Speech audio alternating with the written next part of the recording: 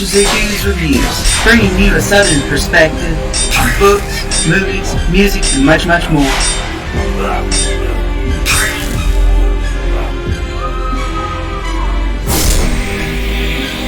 Stick around for a while, you just might hear something wicked.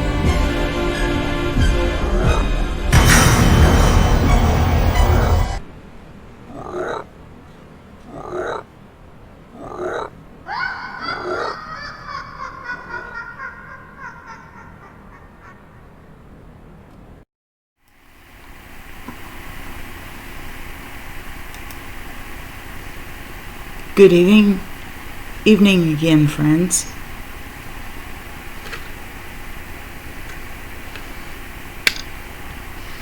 I hope you had a good day.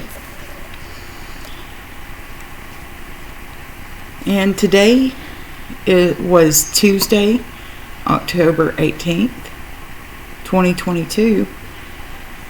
And it's the 11 o'clock hour here Central Time. And tonight's reading, we are going to be starting off with Eothen by Alexander Kinglake.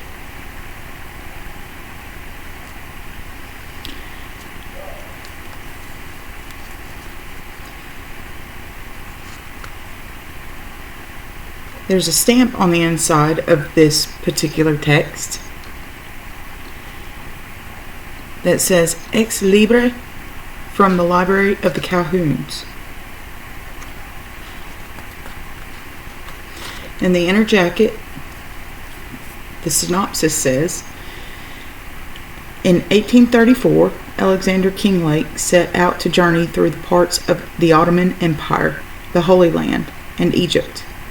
He traveled with Greek mariners and Bedouins, met a wizard, and the monks of Palestine, survived the Great Plague of 1835 in Cairo, and paid an unforgettable visit to Lady Hester Stanhope, then living in splendid isolation and sublime idiosyncrasy in an old convent in Lebanon. The account that resulted, Eothen, was acclaimed on publication in 1844 and has long been considered one of the seminal and most enjoyable works of travel literature, the seed from which the work of Robert Byron, Evelyn Waugh, and Bruce Chatwin later grew.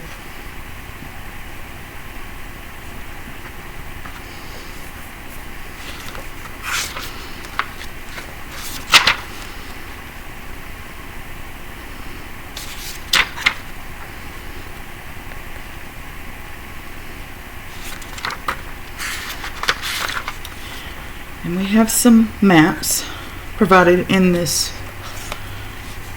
first bit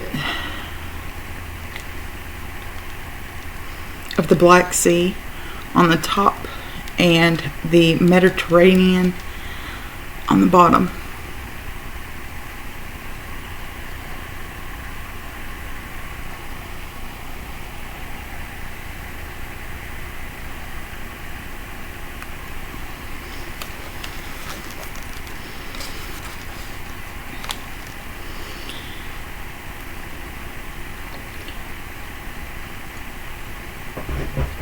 Preface to the first edition, addressed by the author to one of his friends.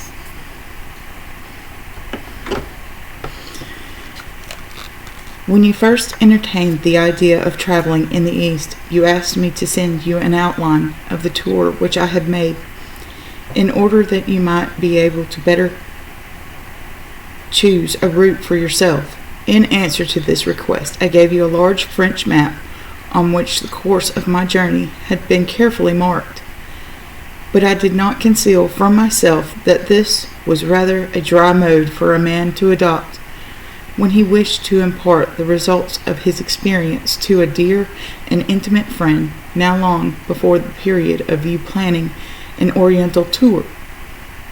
I had intended to write some account of my Eastern travels. I had indeed begun the task, and had failed. I had begun it a second time, and failing again, had abandoned my attempt with a sensation of utter distaste. I was unable to speak out, and chiefly, I think, for this reason, that I knew not to whom I was speaking. It might be you, or perhaps Our Lady of Bitterness, who would read my story, or it might be some member of the Royal Statistical Society. And how on earth was I to write in a way that would do for all three? Well, your request for a sketch of my tour suggested to me the idea of complying with your wish by a revival of my twice abandoned attempt. I tried, and the pleasure and confidence which I felt in speaking to you soon made my task so easy and even amusing that after a while, though not in time for your tour, I completed the scrawl from which this book was originally printed. The very feeling, however, which enabled me to write thus freely prevented me from robbing my thoughts in that grave and decorous style which I should have maintained if I had professed to lecture the public, whilst I feigned to myself that you and only you were listening. I could not, by possibility, speak very solemnly. Heaven forbid that I should talk to my own genial friend as though he were a great and enlightened community or any other respectable aggregate. Yet I well understood that the mere fact of my professing to speak to you rather than to the public generally could not perfectly excuse me for printing a narrative too roughly worded, and accordingly, in revising the proof sheets, I have struck out those phrases which seem to be less fit for a published volume than for intimate conversation. It is hardly to be expected, however, that correction of this kind should be perfectly complete, or that the almost boisterous tone in which many parts of the book were originally written should be thoroughly subdued. I venture, therefore, to ask that the familiarity of language still possibly apparent in the work may be laid to the account of our delightful intimacy, rather than to any presumptuous motive. I feel, as you know, much too timidly, too distantly, and too respectfully towards the public to be capable of seeking to put myself on terms of easy fellowship with strange and casual readers. It is right to forewarn people, and I have tried to do this as well as I can by my studious, unpromising title page, that the book is quite superficial in its character.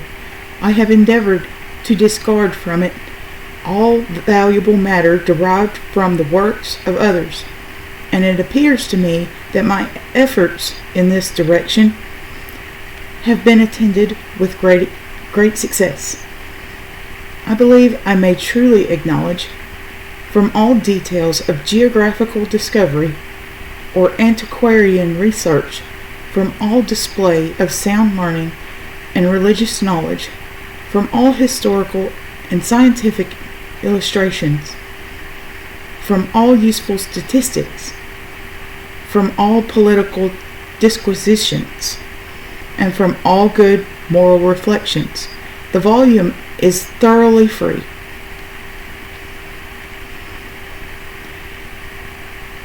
My excuse for the book is its truth.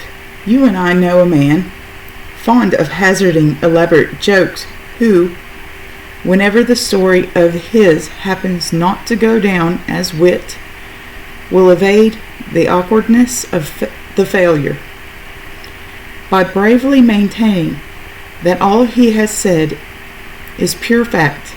I can honestly take this descent through humble mode of escape.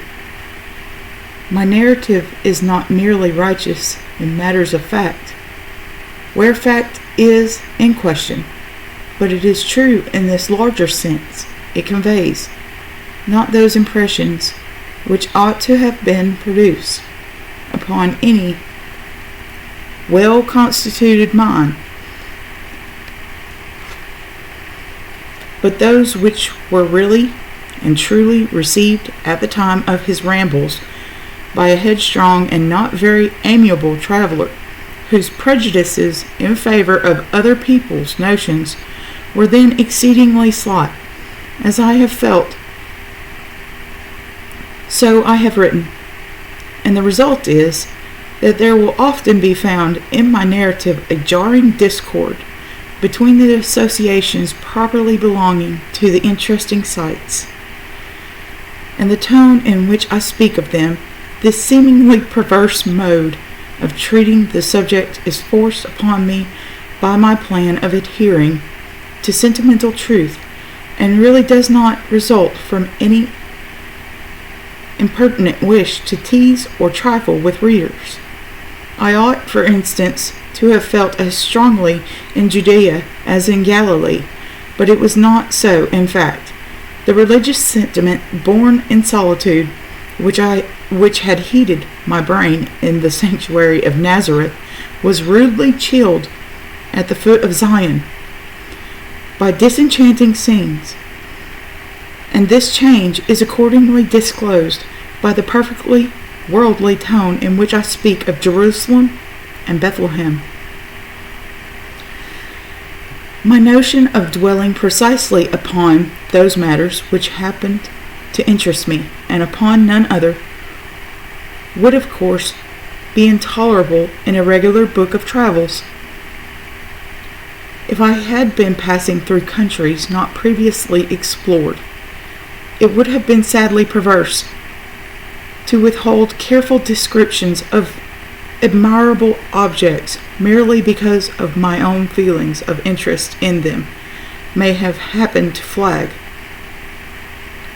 But where the countries which one visits have been thoroughly and ably described, and even artistically illustrated by others, one is fully at liberty to say as little, though not as quite so much, as one chooses. Now a traveler is a creature not always looking at sights. He remembers how often the happy land of his birth. He has too his moments of humble enthusiasm about fire and food, about shade and drink, and if he gives to these feelings anything like the prominence which really belonged to them at the time of his traveling, he will not seem a very good teacher. Once having determined to write the sheer truth concerning the things which chiefly have interested him, he must, and he will, sing a sadly long strain about self. He will talk for whole pages together about his bivouac fire and the ruins of Baalbek with 8 or 10 cold lines. But it seems to me that this egotism of a traveler, however incessant, however shameless and obtrusive, must still convey some true ideas of the country through which he has passed.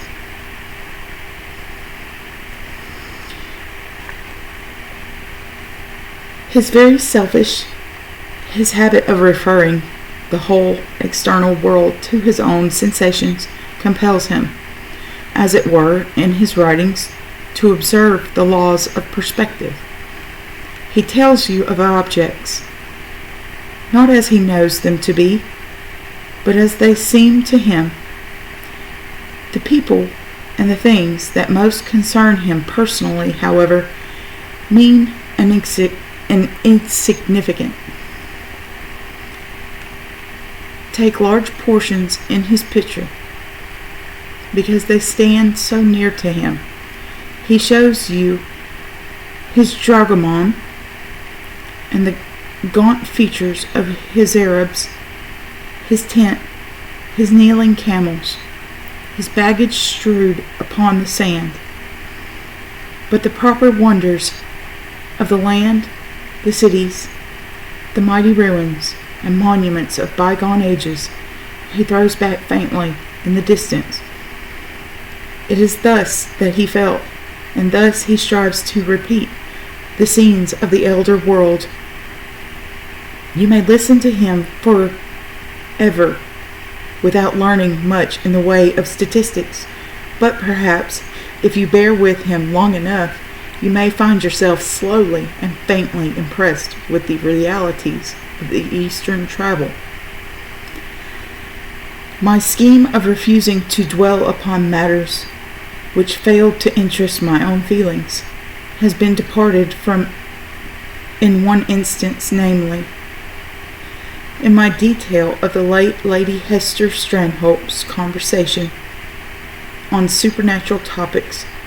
The truth is that I have been much questioned on this subject, and I thought that my best plan would be to write it all down at once that I could ever have to say concerning the personage whose career has excited so much curiosity amongst English women.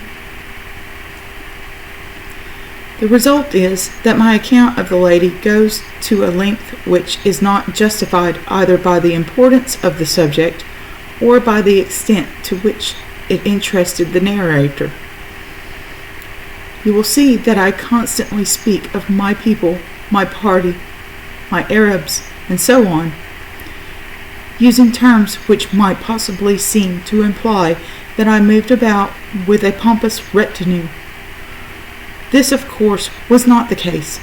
I traveled with simplicity proper to my station, as one of the industrious class, who was not flying from his country because of ennui,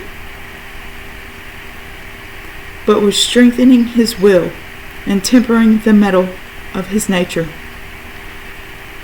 for that life of toil and conflict in which he now engaged. But an Englishman journeying in the East must necessarily have with him dragomen capable of interpreting the Oriental languages. The absence of wheeled carriages obliges him to use several beasts of burden for his baggage, as well as for himself and his attendants. The owners of the horses or camels, with their slaves or servants, fall in as part of his train, and altogether the cavalcade becomes rather numerous, without, however, occasioning any proportionate increase of expense. When a traveler speaks of all these followers en masse, he calls them his people, or his troop, or his party, without intending to make you believe that he is therefore a sovereign prince. You will see that I sometimes follow the custom of the Scots in describing my fellow countrymen by the names of their paternal homes. Of course, all these explanations are meant for casual readers. To you, without one syllable of excuse or depreciation, and in all the confidence of a friendship that never yet was clouded, I give the long promised volume, and add but this is one goodbye, for I dare not stand greeting you here.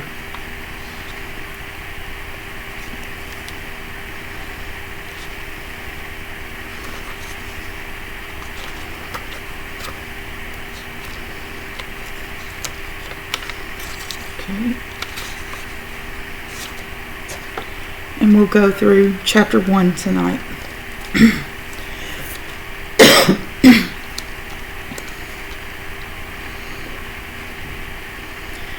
At Semlin, chapter 1, over the border. At Semlin I was still encompassed by the scenes and their sounds of familiar life. The din of a busy world still vexed and cheered me. The unveiled faces of women still shone in the light of day. Yet whenever I chose to look southward, I saw the Ottoman's fortress austere and darkly impending high over the vale of the Danube, historic Belgrade. I had come, as it were, to the end of this wheel-going Europe. And now my eyes would see the splendor and havoc of the East.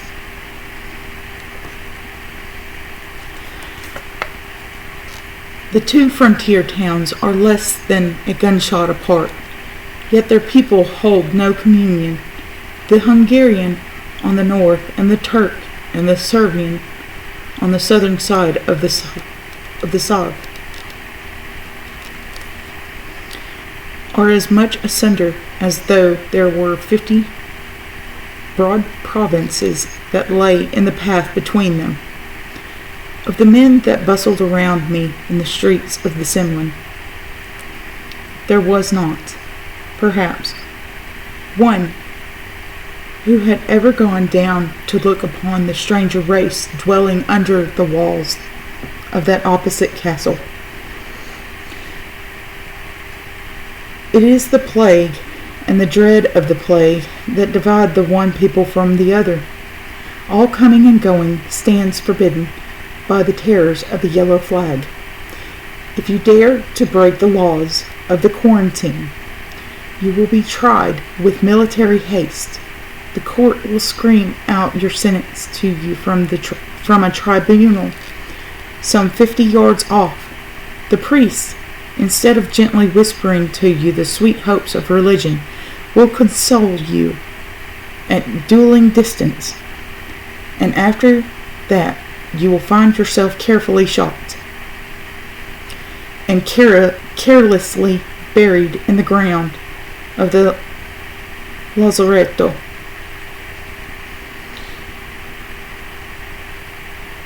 When all was in order for our departure, we walked down to the precincts of the quarantine establishment, and here awaited us the compromised officer of the Austrian government, whose duty it was to superintend the passage of the frontier. Footnote: a compromised person is one who has been in contact with people or things supposed to be capable of conveying infection. As a general rule, the whole Ottoman Empire lies consistently under this terrible ban. The yellow flag is the ensign of quarantine establishment. Carrying on.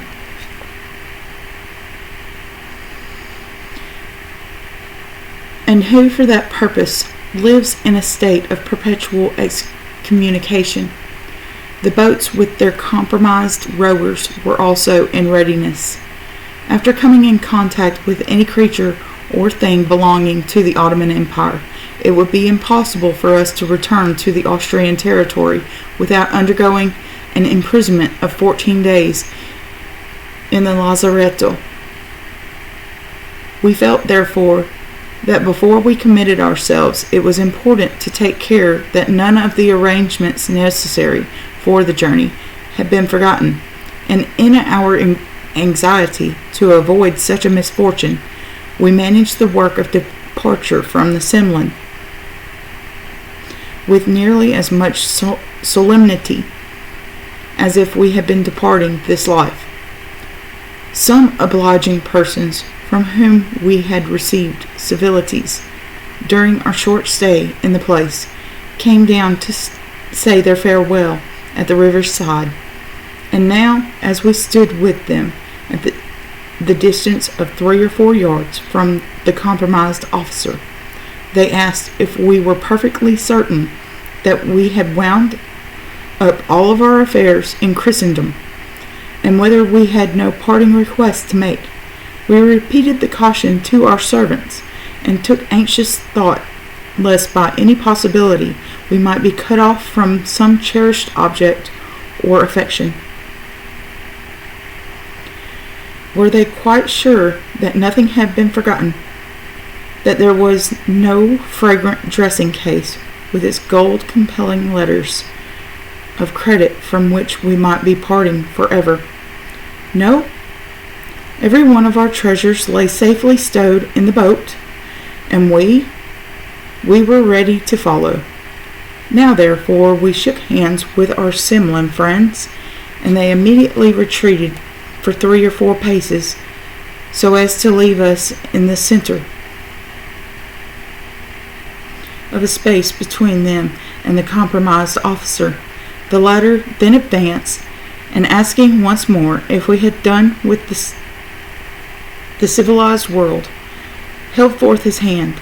I met it with mine, and there was an end to Christendom for many a day to come. We soon neared the southern bank of the river, but no sounds came down from the blank walls above, and there was no living thing that we could yet see, except one great hovering bird of the vulture race, flying low and intent, and wheeling round and round over the pest-accursed city.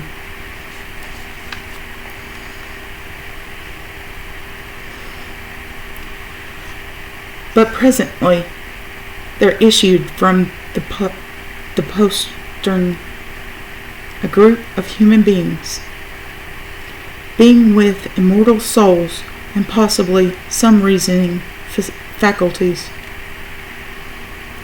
But to me the grand point was this, that they had real, substantial, and incontrovertible turbans. They had made for the point towards which we were steering, and when at last I sprang upon the shore, I heard and saw myself, now first surrounded by men of Asiatic blood. I have since ridden through the land of the Osmanlis, from the Servian border to the Golden Horn, from the Gulf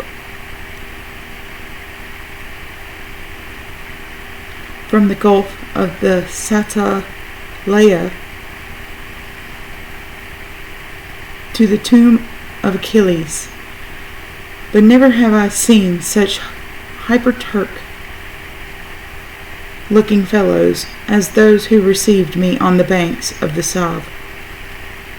They were men in the humblest order of life, having come to meet our boat in the hope of earning something by carrying our luggage up to the city. But poor though they were, it was plain that they were Turks of the proud old school, and had not yet been forgotten the fierce, careless bearing of their once victorious race.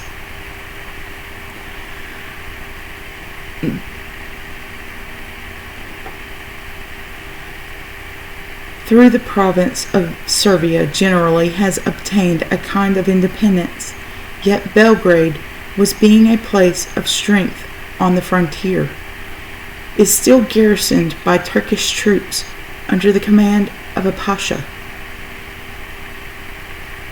Whether the fellows who now surrounded us were soldiers or peaceful inhabitants, I did not understand. They wore the old Turkish costumes, vests and jackets of many brilliant colors divided from the loose petticoat trousers by heavy volumes of shawl, so thickly folded around their waists as to give their meager wearers something of the dignity of true corpulence. This cincture enclosed a whole bundle of weapons. No man bore less than one brace of immensely long pistols and a yatakan, or cutlass, with a dagger or two of various shapes and sizes. Most of these arms were inlaid with silver highly burnished, and they shone all the more lustrously for being worn along with garments decayed and even tattered. This carefulness of his arms is a point of honor with the Osmanli. He never allows his bright Yucatan to suffer from his own adversity. Then the long drooping mustachios and the ample folds of the once white turbans that lowered over the piercing eyes and the haggard features of the men gave them an air of gloomy pride and that appearance of trying to be disdainful under difficulties which one always sees in those of the Ottoman people who live and remember old times. They looked as if the world had thought themselves more usefully, more honorably, and more piously employed in cutting our throats than in carrying our portmanteaus.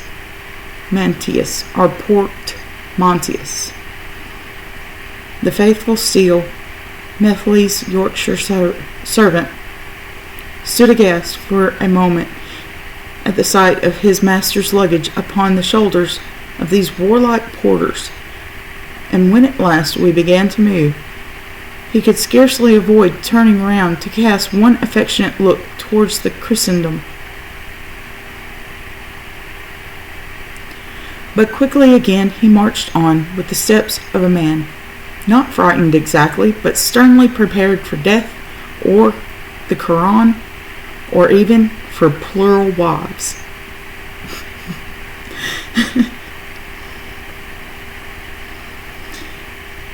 The Muslim quarter of a city is lonely and desolate.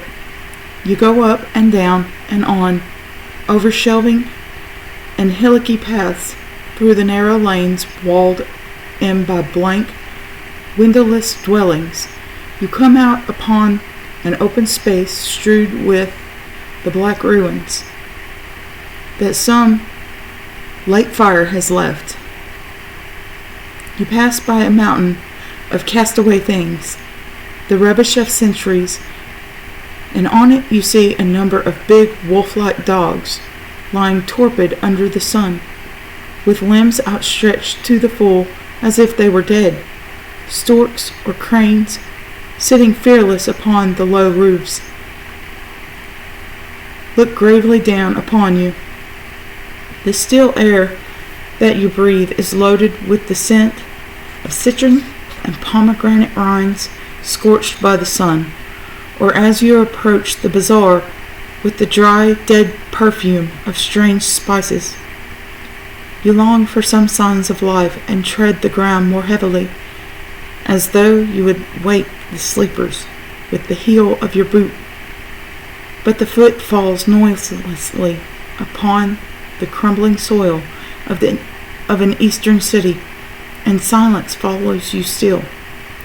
Again and again you meet turbans and faces of men, but they have nothing for you, no welcome, no wonder, no wrath, no scorn.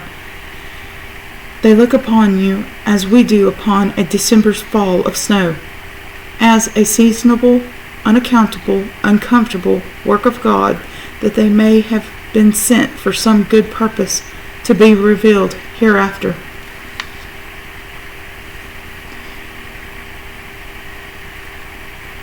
Some people had come down to meet us with an invitation from the Pasha, and we wound our way up to the castle. At the gates there were groups of soldiers, some smoking, and some lying flat like corpses upon the cool stones. We went through the courts, ascended steps, passed along a corridor, and walked into an airy, whitewashed room with a European clock at one end of it and a Mustafa Pasha at the other end. The fine old bearded potentate looked like Jove too, in the midst of his clouds, for the silver fumes of the Nargal. Footnote: the Nargal is a water pipe upon the plan of the hookah, but more gracefully fashioned. The smoke is drawn by a very long, flexible tube that winds its snake-like way from the vase to the lips of the beautiful smoker.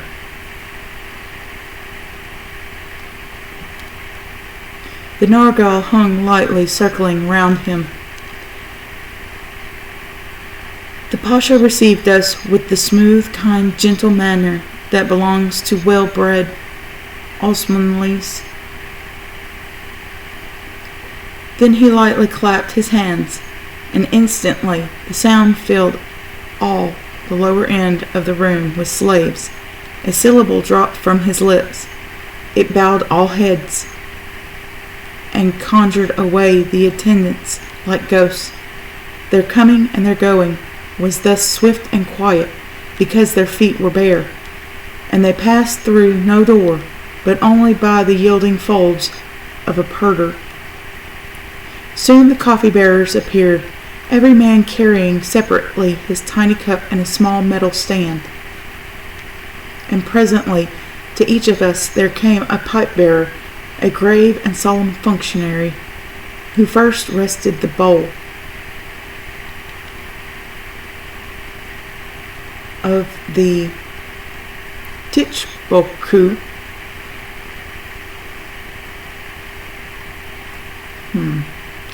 I'll have to look that one up. At a measured distance on the floor, and then on this axis wheeled round the long cherry tube, and gracefully presented it on half-bended knee. Already the fire, well kindled beforehand, was glowing secure in the bowl, and so, when I pressed the amber lip to mine, there was no coyness to conquer. The willing fume came up and answered my slightest sigh, and followed softly every breath inspired, till it touched me with some faint sense and understanding of Asiatic contentment. Asiatic contentment, yet hardly, perhaps, 1 hour before I had been wanting my bill, and ringing for waiters in a shrill and busy hotel. In the Ottoman dominions, there is scarcely any hereditary influence except that belonging to the family of the Sultan, and wealth, too, is a highly volatile blessing, not easily transmitted to the descendants of the owner. From these causes it results that the people standing in the place of nobles and gentry are official personages, and though many, indeed the greater number, of the potentates are humbly born and bred, you will seldom, I think, find them wanting in that polished smoothness of manner, of those well undulating tones which belong to the best Osmanlis. The truth is that most of the men in authority have risen from their humble station by the arts of the courtier, and they keep their high estate those gentle powers of fascination to which they owe their success. Yet unless you can contrive to learn a little of the language, you will be rather bored by your visits of ceremony. The intervention of the dragoman is fatal to the spirit of conversation. I think I should mislead you if I were to attempt to give you the substance of any particular conversation with Orientals. A traveler may write and say that the Pasha of so-and-so was particularly interested in the vast progress which has been made in the application of steam, and appeared to understand the structure of our machinery, that he remarked upon the gigantic results of our manufacturing industry, showed that he possessed considerable knowledge of our Indian affairs, and of the constitution of the company, and expressed a lively admiration of the many sterling qualities for which the people of England are distinguished, but the heap of the commonplaces thus quietly attributed to the Pasha will have been founded perhaps on some such talking as this. Pasha, the Englishman is welcome. Most blessed among ours is this, the hour of his coming. Dragoman, to the traveler. The Pasha pays you to his compliments. Traveler, give him my best compliments in return, and say I'm delighted to have the honor of seeing him. Dragoman, to the Pasha. His lordship, this English lord of London, scorner of Ireland, suppressor of France, has quitted his governments and left his enemies to breathe for a moment. He has crossed the broad waters in strict disguise with a small but eternally faithful retinue of followers, in order that he might look upon the bright countenance of the Pasha among Pashas, the Pasha of the everlasting Pashalik of Karagoluk Koldor. Traveler, to his dragoman, what on earth have you been saying about London?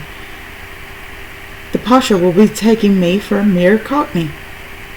Have not I told you always to say that I am from a branch family of the Mudcombe Park, and that I am to be a magistrate for the country of Bedfordshire?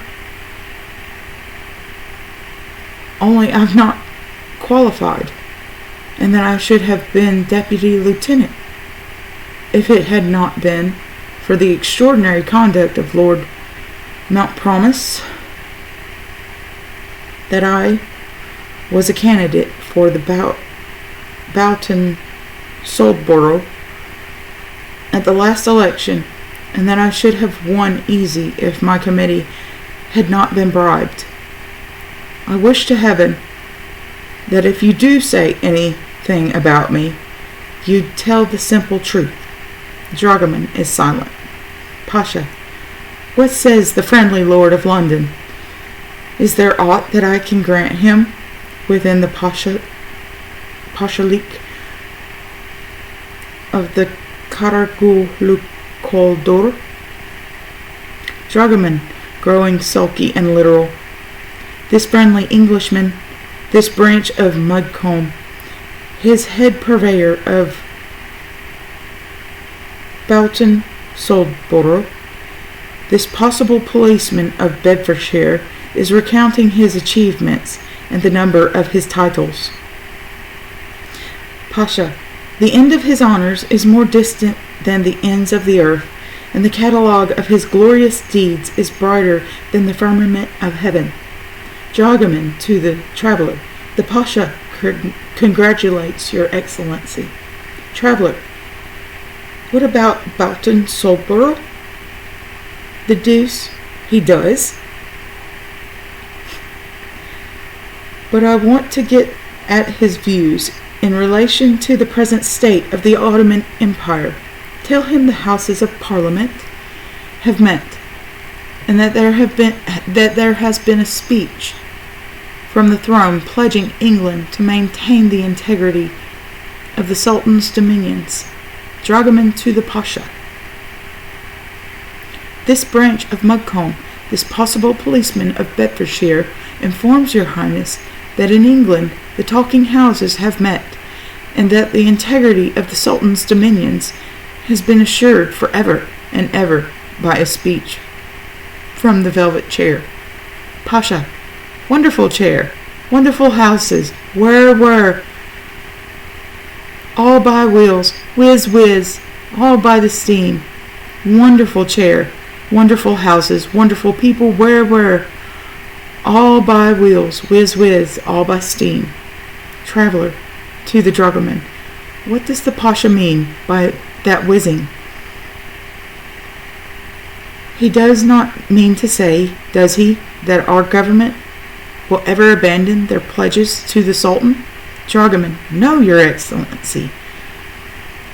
But he says the English talk by wheels and by steam,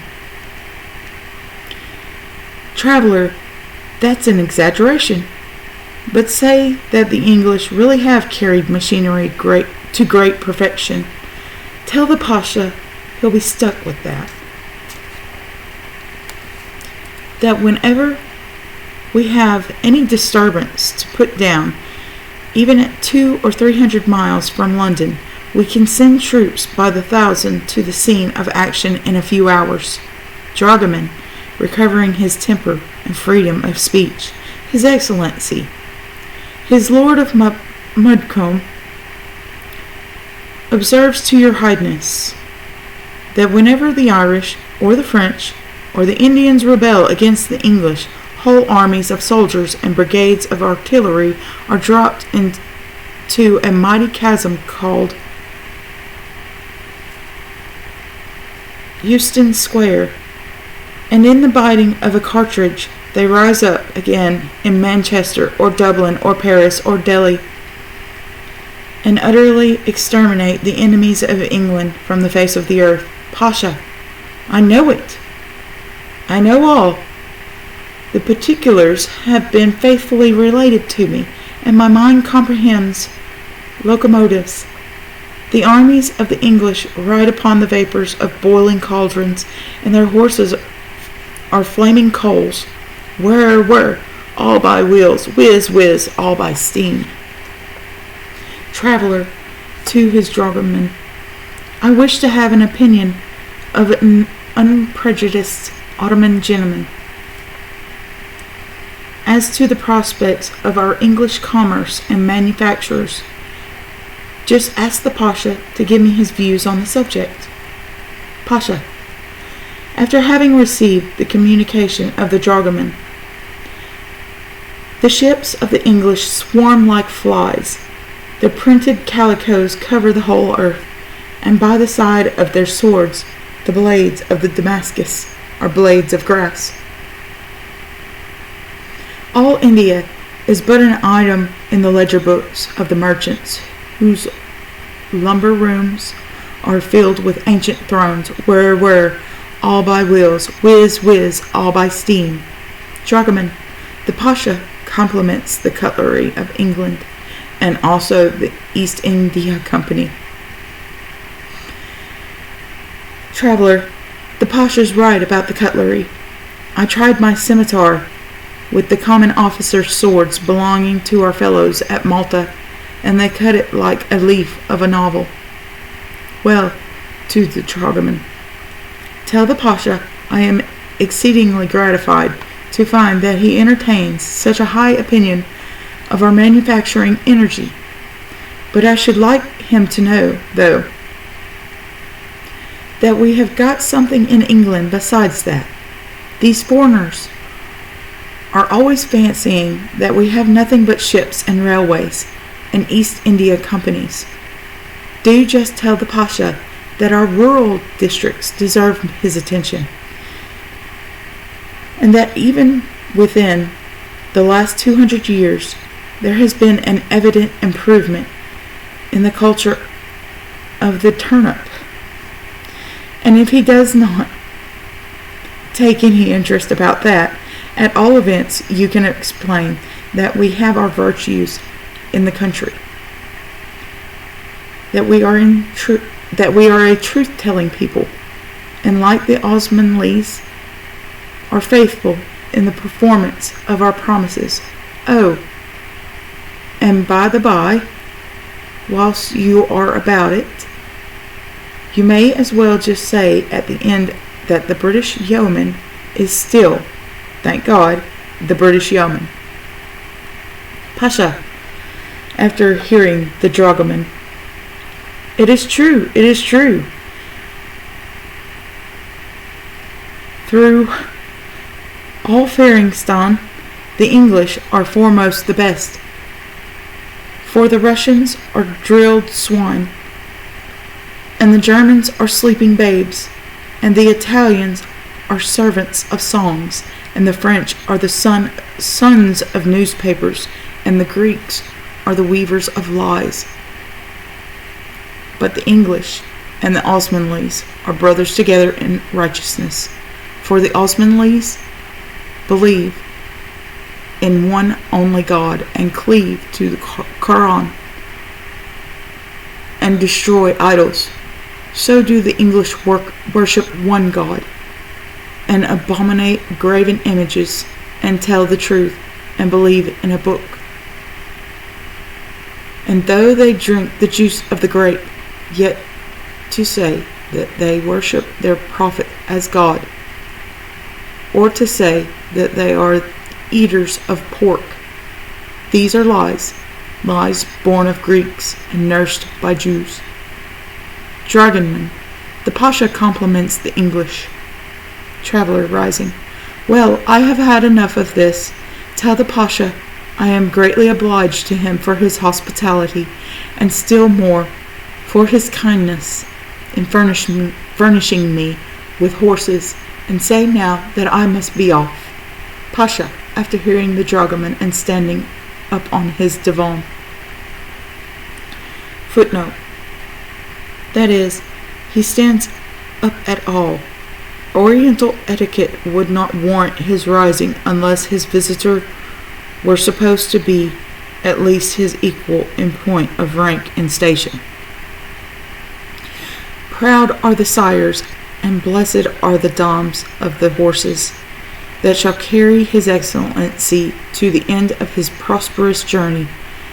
May the saddle beneath him glide down to the gates of the happy city like a boat swimming on the third river of paradise. May he sleep the sleep of a child when his friends are around him, and while that his enemies are abroad, may his eyes flame red through the darkness, more red than the eyes of 10 tigers. Farewell. Dragoman, the Pasha wishes your excellency a pleasant journey. So ends the visit.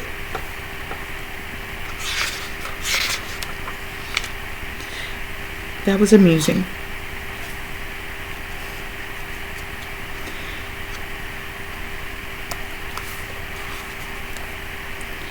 And just as a little context here, out of all of the 22 books that we'll be covering this season 1, I suppose we could call it, I have only read through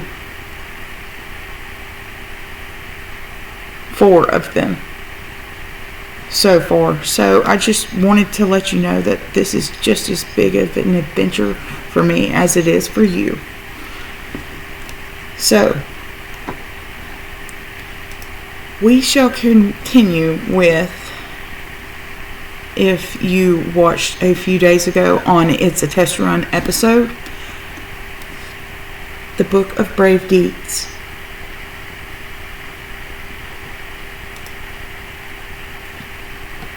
A young folks library publication.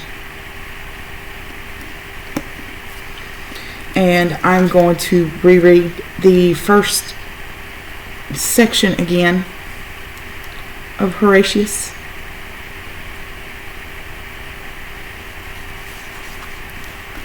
And Horatius is a lay made about the year of the city of 360 from the lays of ancient Rome by Lord Macaulay.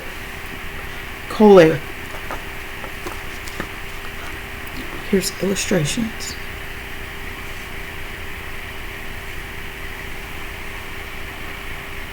And this time around, I'm not going to read out the numbers of the lays. I'm just going to read straight through this time around. But for reference, this entire lay contains 70 verses.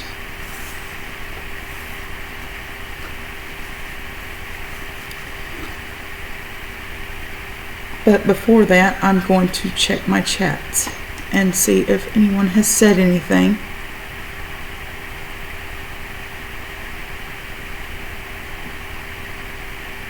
Not yet.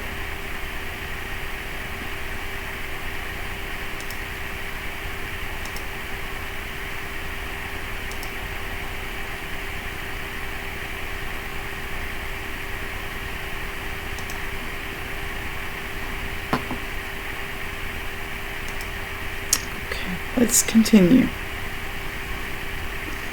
Horatius.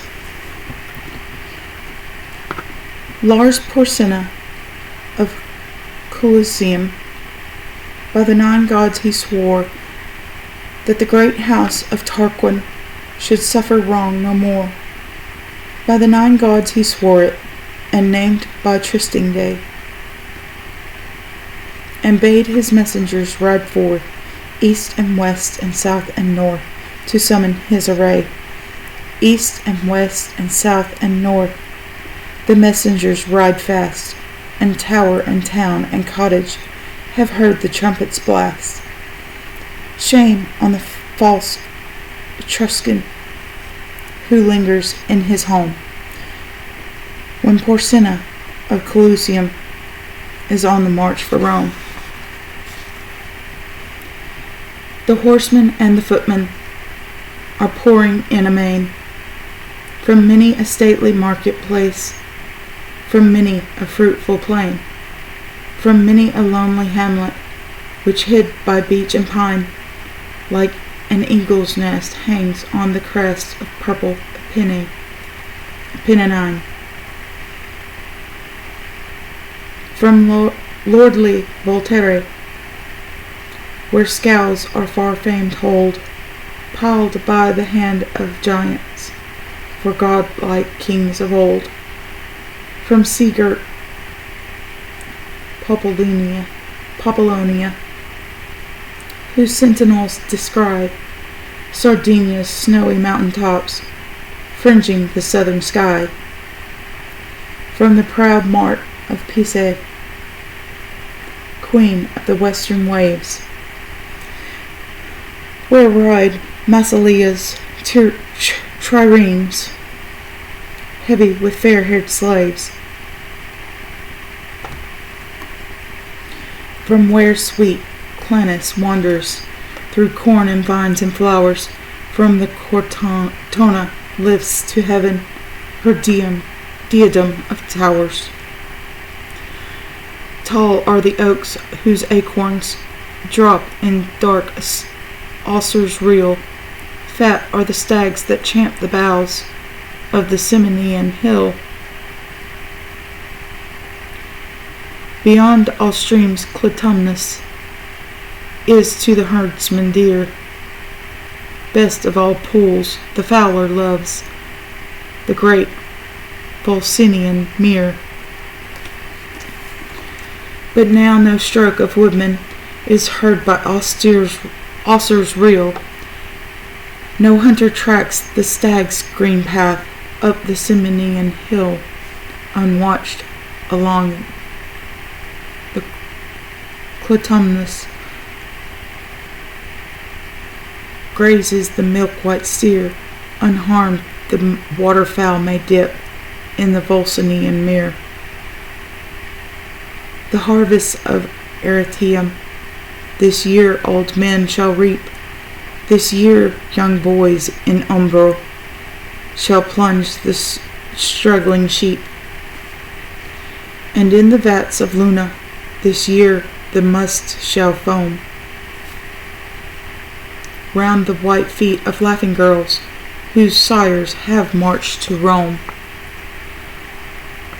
And droves of mules and asses laden with skins of wine, and endless flocks of goat and sheep, and endless herds of kine, and endless trains of wagons that creaked beneath the weight of corn sacks and household goods, choked every roaring gate.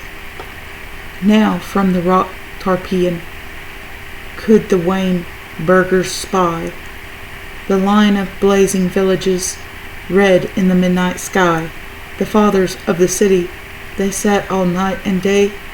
For every hour some horseman came with tidings of dismay.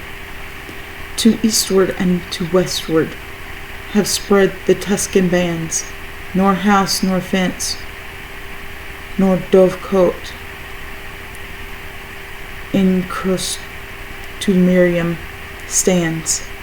Verbena down to Ostia hath wasted all the plain. Ulster hath stormed Janiculum, and the stout guards are slain. I wis in all the Senate there was no heart so bold, but sore it ached and fast it beat, when that ill news was told.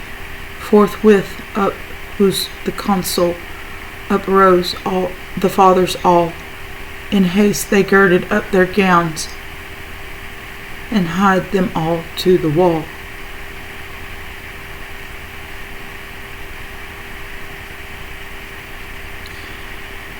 They held a council standing before the river gate. Short time was there, ye well may guess, for musing or debate. Outspake the council roundly, the bridge must straight go down, for since Janiculum is lost, naught else can save the town. Just then a scout came flying, all wild with haste and fear. To arms, Sir Consul, Lars Porsena is here. On the low hills to westward the consul fixed his eyes, and saw the swarthy storm of dust rise fast along the sky. And nearer, fast and nearer, doth the red whirlwind come, and louder still, and still more loud, from underneath that rolling cloud, is heard the trumpet's war note proud, the trampling and the hum, and plainly and more plainly now through the gloom appears, far to the left and far to the right, in broken gleams of dark blue light, and the long array of helmets bright, the long array of spears. And plainly and more plainly above that glimmering line, now might ye see the banners of 12 fair cities shine. But the banner of the Clusium was highest of them all, the terror of Umbrian, the terror of the Gaul. And plainly and more plainly now might the burglars know, by port and vest, by horse and crest, each warlike Lucumo. There Silnius of Arretium on his fleet roan was seen, an ulster of the fourfold shield, girt with the brand none else may wield, to Longanius with the belt of gold, and dark Verbena from the hold, by reedy Thrasymene.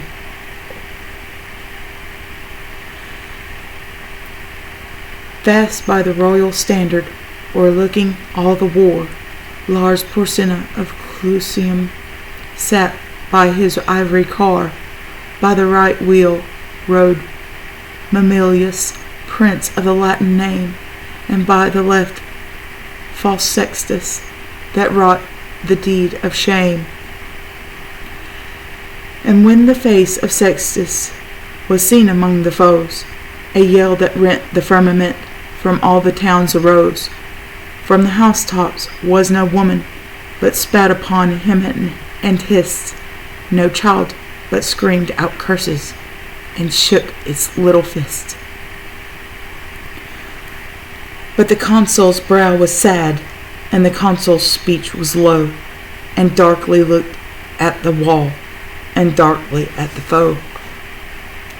Their van will be upon us before the bridge goes down, and if they once may win the bridge, would hope to save the town. Then outspake brave Horatius, the captain of the gate, to every man upon this earth, death cometh soon or late, and how can man die better than facing fearful odds?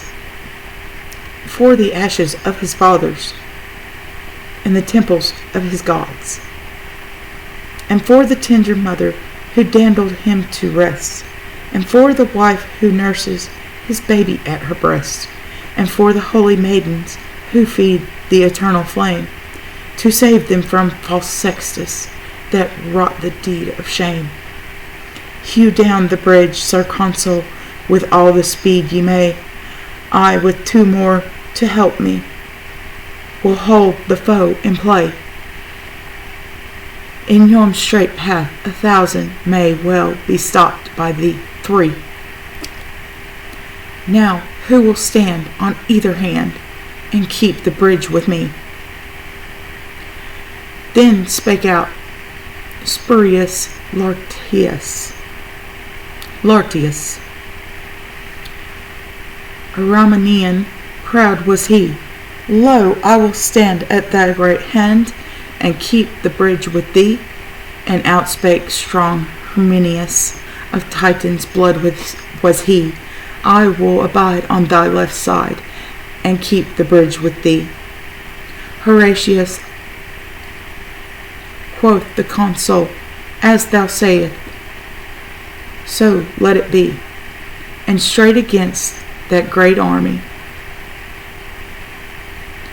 forth went the dauntless 3, for Romans in Rome's quarrel spared neither land nor gold, nor son nor wife, nor limb or life, in the brave days of old. Then none was for a party, then all were for the state. Then the great man helped the poor, and the poor man loved the great. Then lands were fairly portioned, then spoils were fairly sold. The Romans were like brothers in the brave days of old. Now Roman is to Roman more hateful than a foe, and the tribunes beard the high, and the fathers grind the low. As we wax hot in faction, in battle we wax cold. Wherefore men fight not as they fought in the brave days of old. Now while the 3 were tightening their harness on their backs, the consul was the foremost man to take the hand and axe. And fathers mixed with commons seized hatchet, bar, and crow, and smote upon the planks above, and loosed the props below.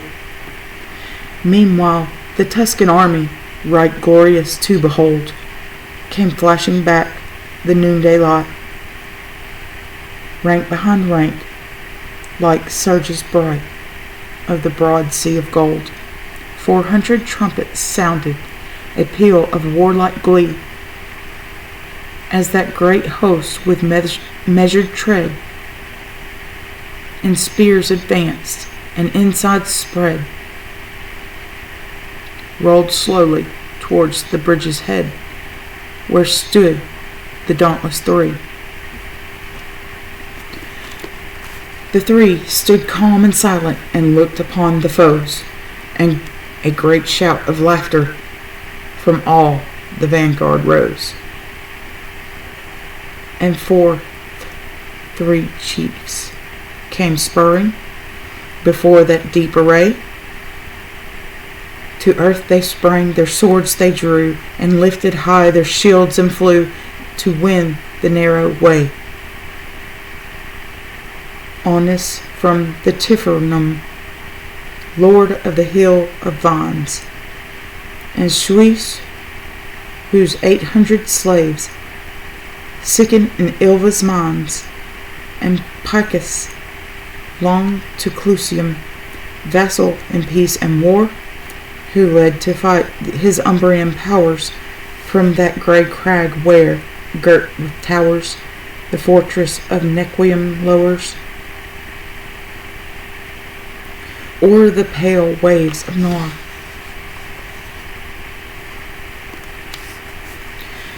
Stout Lartius hurled down Onus into the stream beneath. Herminius struck at Saius and clove him to the teeth. At Picus brave Horatius darted one fiery thrust, and the proud Umbrian's gilded arms clashed in the bloody dust. Then Ocnus of Phalerai rushed on the Roman three, and Lausulus of Urgo, the rover of the sea, and the Aruns of Volsinium,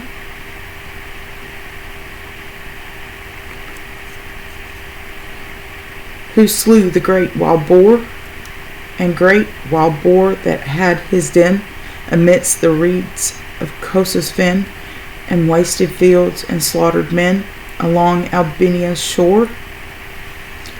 Herminius smote down Aruns. Horatius laid Ocnus low, right to the heart of Lausulus. Horatius sent a blow. Lie there, he cried, fell pirate, no more aghast and pale. From Ostia's walls the crowd shall mark the track of thy destroying bark. No more Campania's hinds shall fly to woods and caverns when they spy thy thrice accursed sail. But now no sound of laughter was heard among the foes. A wild and wrathful clamor from all the vanguard rose. 6 spears' length from the entrance halted that deep array, and for the space no man came forth to win the narrow way. But hark, the cry is austere, and lo, the ranks divide, and the great Lord of Luna comes with his stately stride. Upon his ample shoulders clangs loud and fourfold shield, and in his hand he shakes the brand, which none but he can wield. He smiled on those bold Romans, a smile serene and high. He eyed the flinching Tuscans, and scorn was in his eye. Quoth he, the she-wolves litter stand savagely at bay, but ye will dare to follow if Auster clears the way. Then whirling up his broadsword with both hands to the height, he rushed against Horatius and smote with all his might. With shield and blade Horatius right deftly turned the blow. The blow, though turned, came yet too nigh. It missed his helm, but it gashed his thigh. The Tuscans raised a joyful cry to see the red blood flow. He reeled, and on Herminius he leaned one breathing space, then like a wild cat mad with wounds sprang right at Auster's face. Through teeth and skull and helmet so fierce a thrust he sped. The good sword stood a hand's breadth out behind the Tuscan's head, and the great Lord of Luna fell at that deadly stroke, as falls on Mount Alvernus a thunder-smitten oak. Far o'er the crashing forest the giant arms lie spread, and the pale augurs, muttering low, gaze on the blasted head. On Auster's throat Horatius right firmly pressed his heel, and thrice and 4 times tugged amain, ere he wrenched out the steel. And see, he cried, the welcome, fair guest, that waits you here I. That noble Lucomo comes next to taste our Roman cheer.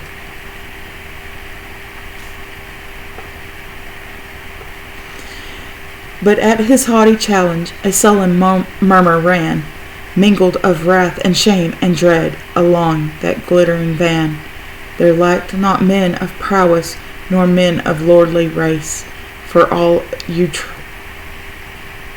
Eutria's noblest were round the fatal place. But all Eutria's noblest But all Eutria's noblest felt their hearts sink to see on the earth the bloody corpses in the path of the dauntless 3. And from the ghastly entrance where rose bold Romans stood, all shrank like boys who unaware, ranging the woods to start a hare, come to the mouth of the dark lair, where growling low a fierce old bear lies amidst bones and blood. Was none who would be foremost to lead such dire attack, but those behind cried forward, and those before cried back.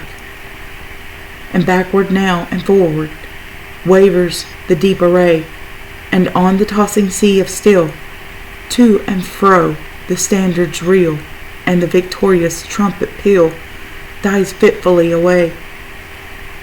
Yet one man, for one moment, stood out before the crowd. Well known was he to all the three, and they gave him greeting loud. Now welcome, welcome, Sextus, now welcome to thy home. Why dost thou stay and turn away? Here lies the road to Rome. Thrice looked he at the city, thrice looked he at the dead, and thrice came on in fury, and thrice turned back in dread, and white with fear and hatred, scowled at the narrow way, where wallowing in a pool of blood the bravest Tuscans lay. But meanwhile, axe and lever have manfully been plied, and now the bridge hangs tottering above the boiling tide. Come back, Horatius, loud cried the fathers all. Back, Laertius, back, Herminius, back ere the ruin fall. Back darted Spurius, Laertius, Herminius darted back, and they passed beneath their feet. They felt the timbers crack, but when they turned their faces, and on the farther shore saw brave Horatius stand alone, they would have crossed once more. But with a crash like thunder fell every loosened beam, and like a dam the mighty wreck lay right athwart the stream, and a long shout of triumph rose from the walls of Rome, as to the highest turret tops was splashed with yellow foam.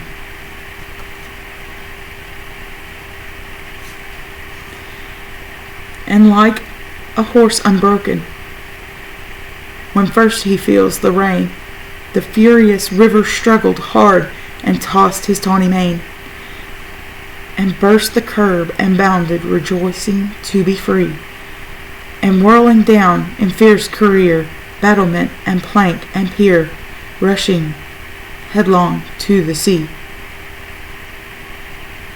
Alone stood brave Horatius,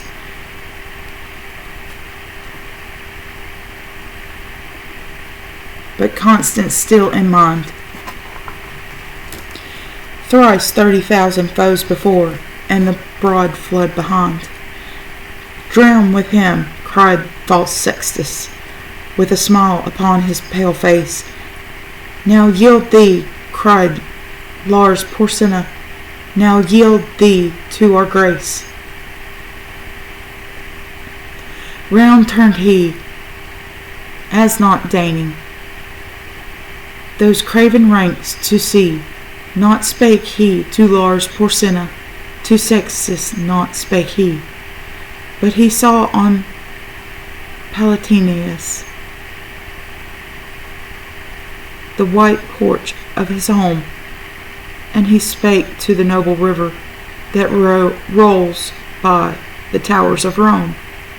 O Tiber, Father Tiber, to whom the Romans pray, a Roman's life, a Roman's arms, take thou in charge this day. So he spake, and speaking sheathed the good sword by his side, and with his harness on his back plunged headlong in the tide.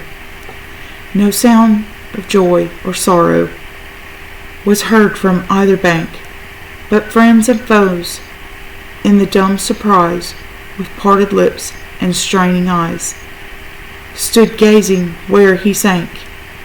And when above the surges they saw his crest appear, all Rome sent forth a rapturous cry, and even the ranks of Tuscany could scarce forbear to cheer.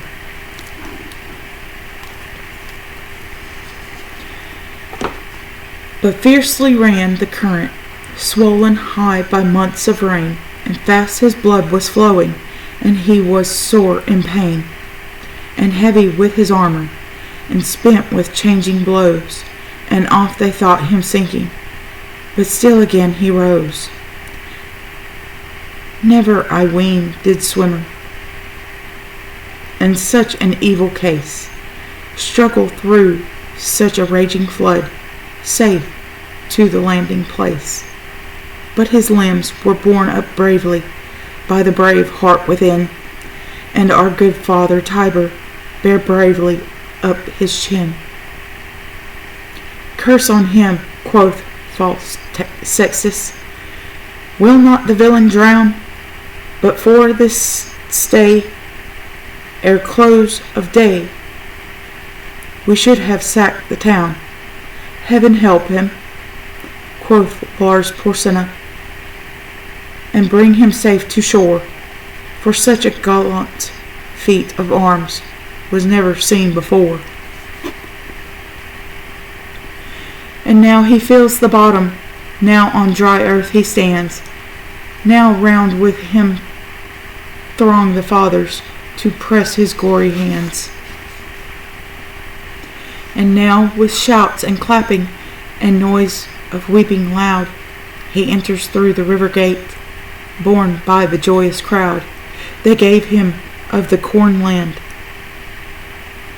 that was of public right, as much as 2 strong oxen could plow from morn till night. And they made a molten image and set it up on high, and there it stands unto this day to witness if I lie. It stands in Comitium, plain for all folk to see, Horatius in his harness, halting upon one knee, and underneath is written in letters all of gold, how valiantly he kept the bridge in brave days of old. And still his name sounds stirring unto the men of Rome, as the trumpet blast that cries to them to charge the Volscian home. And wives still pray to Juno for boys with hearts as bold as his who kept the bridge so well in the brave days of old. And in the nights of winter, when the cold north winds blow, and long howling of the wolves is heard amidst the snow, when round the lonely cottage roars loud the tempest din, and the good logs of Algidus roar louder yet within, when the oldest cask is opened and the largest lamp is lit, when the chestnuts glow in the embers and the kid turns on the spit, when the young and old encircle around the firebrands close, when the girls are weaving baskets and the lads are shaping bows, when the goodman mends his armor and trims his helmet's bloom, when the good wife's shuttle merrily goes flashing through the loom, with weeping and with laughter, still is the story told of how well Horatius kept the bridge in the brave days of old.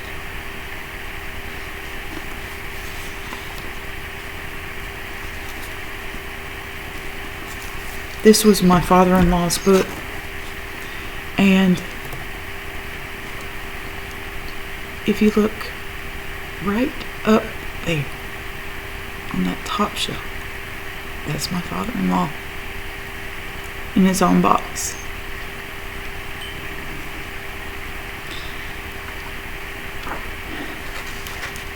My father-in-law was a very precious person to me.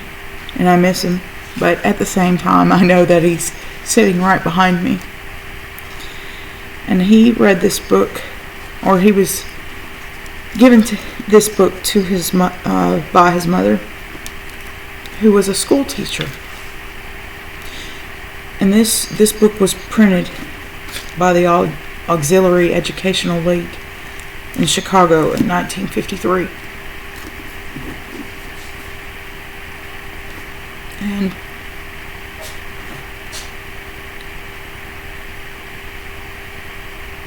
I miss him very, very much, but I know that he's no longer in pain.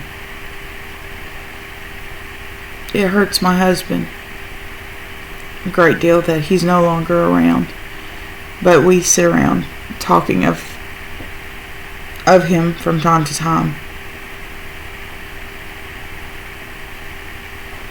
And we'll never forget him, because he's always there with us, no matter what. So, I'm going to take a break for a few minutes, and I will be right back. And I hope that you will be able to join me at the other side of the break.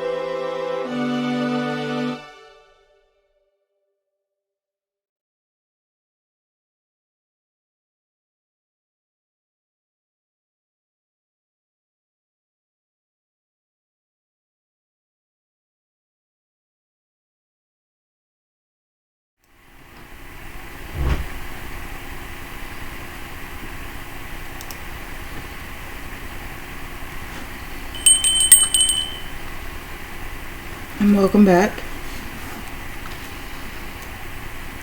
And continuing on for tonight's lineup, I have The Outline of History by H.G. Wells, Volume 1.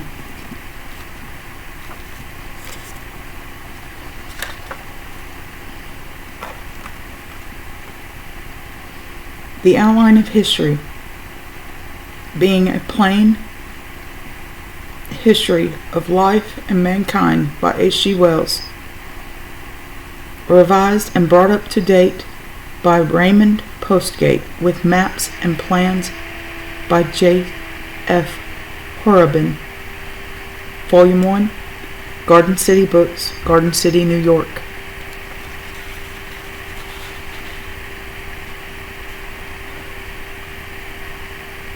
Copyright 1920.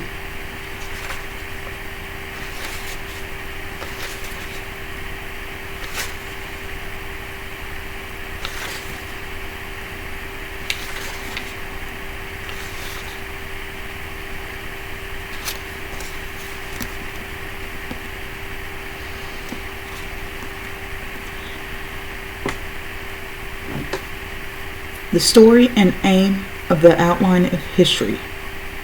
How it came to be written. 1.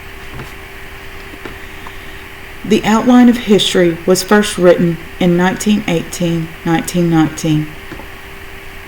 It was published in illustrated parts, and it was carefully revised and printed again as a book in 1920. It was again revised very severely and rearranged for the reprint in 1923, January. It was reissued in a revised and much more amply illustrated edition in 1925, and again in 1930 came a quite fresh edition, recast, rewritten in many places, and with much added new matter. This edition was further revised in 1939. Since then, 2 more relevant revisions have been made by Raymond Postgate. There were many reasons to move a writer to attempt a world history in 1918. It was the last, the weariest, most disillusioned year of the First World War. Everywhere there was unwonted privations. Everywhere there was mourning. The tale of the dead and mutilated had mounted to many millions. Men felt that they had come to a crisis in the world's affairs. They were too weary and heartsick to consider complicated possibilities. They were not sure whether they were facing a disaster to civilization or the inauguration of a new phase of human association. They saw things with the simplicity of such flat alternatives that they clung to hope. There was a copious discussion of possible new arrangements of the world politics, of world treaties for the abolition of war, of leagues of nations, leagues of people. Everyone was thinking internationally, or at least trying to do so. But there was a widespread realization that everywhere the essentials of the huge problems that had been thrust so suddenly and tragically upon the democracies of the world were insufficiently understood. How had these things come about, they asked, trying to probe behind the disputes about Sarajevo and the Belgian scrap of paper to the broader, remoter causes of things that were the beginnings of this tragic feud across the Rhine. Why had it come to affect the whole world? Why was Japan, which was half a century ago, had been a romantic, picturesque country, a legend of flimsy art, a comic opera land as remote almost as another planet, now patrolling the Mediterranean with great battleships? Why had the Tsardom vanished like a dream? What in truth was Turkey? Why was Constantinople so important in the world? What was an empire? How had empires begun? What had converted Germany from a diversity of little states into one aggressive will and power, and put the fear of German energy into half mankind?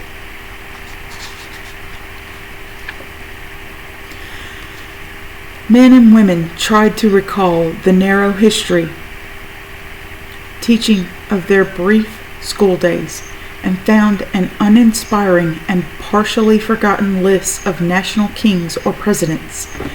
They tried to read about these matters and found an endless wilderness of books. They had been taught history and found in nationalist blinkers, ignoring every country but their own, and now they were turned out into a blaze. It was extraordinarily difficult for them to determine the relative values of the matters under discussion. Multitudes of people, all the intelligent people in the world indeed, who were not already specially instructed, were seeking more or less consciously to get the hang of the world affairs as a whole. They were, in fact, improvising outlines of history in their minds for their own use. The writer is not in any professional sense a historian, but he has been making out his own private outline from the beginning of his career. He has always been preoccupied with history as one whole and with the general forces that make history. It is the twist of his mind. Even when he was a science student, he kept a notebook for historical reading. His first published story, The Time Machine, 1894, was a fantastic speculation about the trend of human destiny. When the Sleeper Awakes was a picturesque exaggeration of the development of our civilization. Anticipation, 1900, was an attempt to argue out some possible consequences of current processes. In quite a number of his books, in The Research Magnificent and The Undying Fire, for example, little outlines of histories are vignette. And so this mental stir of the war time found him, if not specially equipped, at least specially disposed, to take a comprehensive view of past and present things. For some time before he began his outline, he had been working upon the problems of after-World War settlement, and the project of a League of Nations in the days, that is, before the late President Wilson took possession of that proposal. Such work necessarily involved participation in the disputes and organization of various propagandists, unions, and societies. The discussions in these associations brought out very vividly the vital importance in all political activities of a man's conception of the past. For indeed, what are a man's political activities but the expression in action of his idea of the past? All the people who were interested in these League of Nations projects were at sixes and sevens among themselves because they had the most vague, heterogeneous, and untidy assumptions about the world of men was, what it had been, and therefore of what it could be. In very many cases, there was extraordinarily exact special knowledge combined with the most crude and naive assumptions about history in general.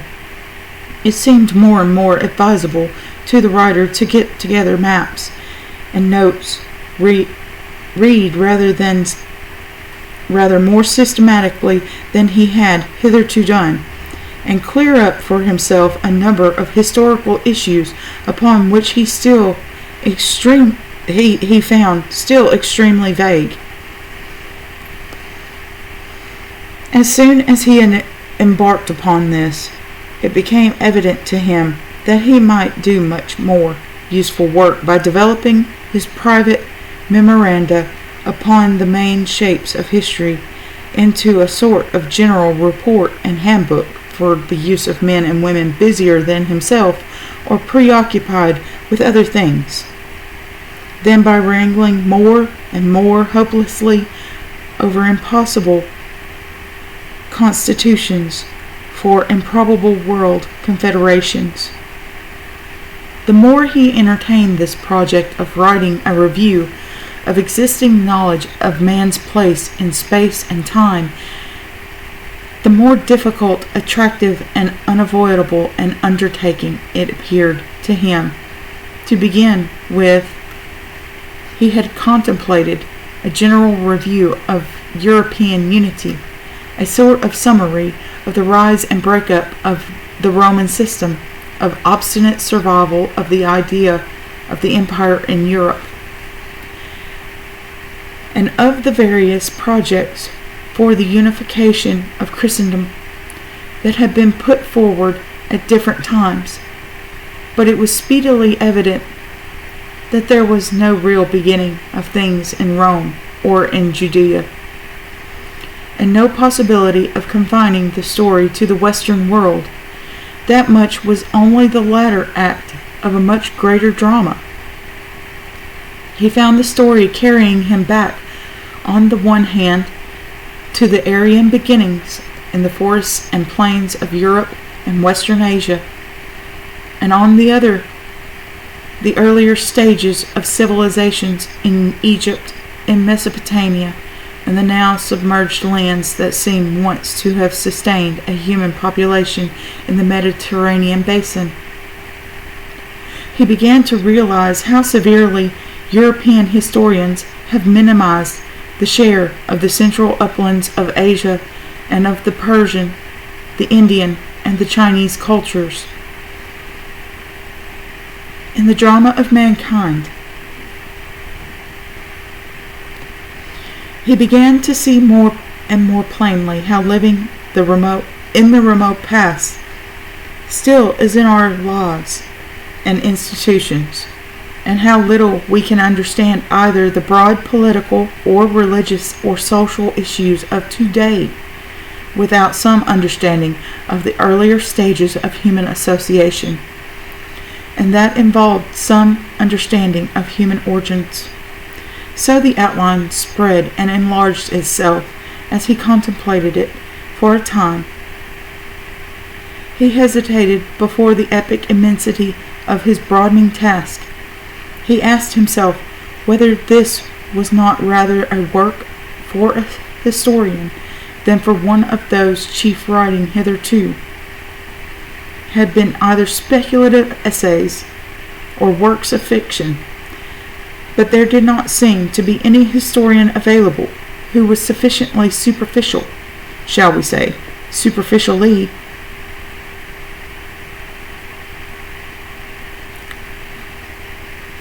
sufficiently wide and sufficiently shallow to cover the vast field of the project.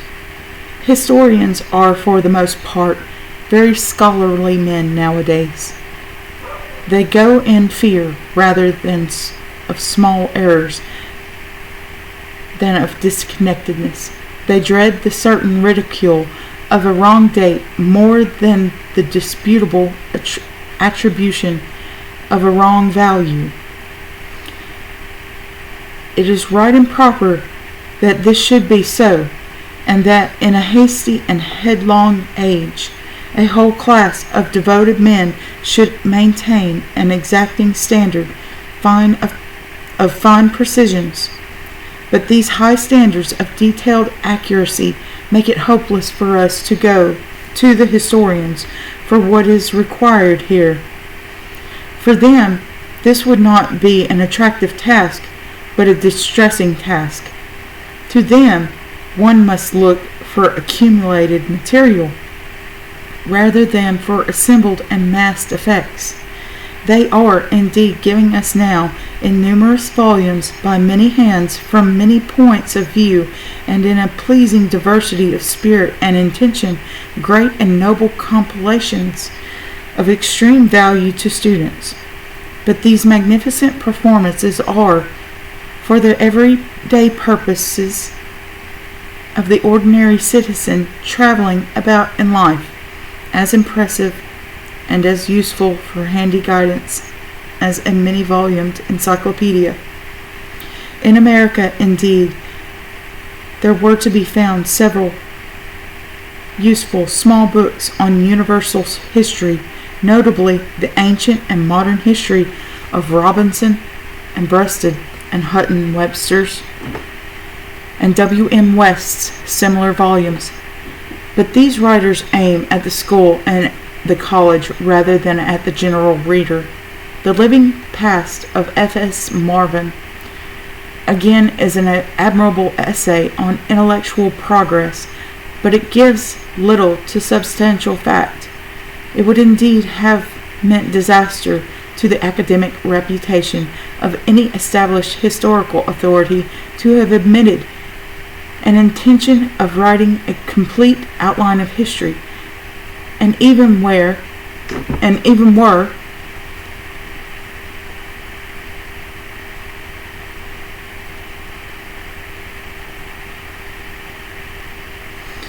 that promise given, the general reader would still have had to wait many years for its performance.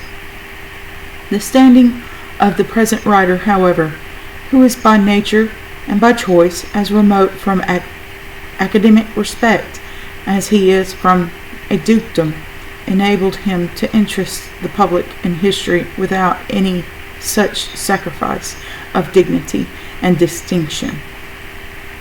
Such risks from hostile criticism as a recognized authority would have had to incur.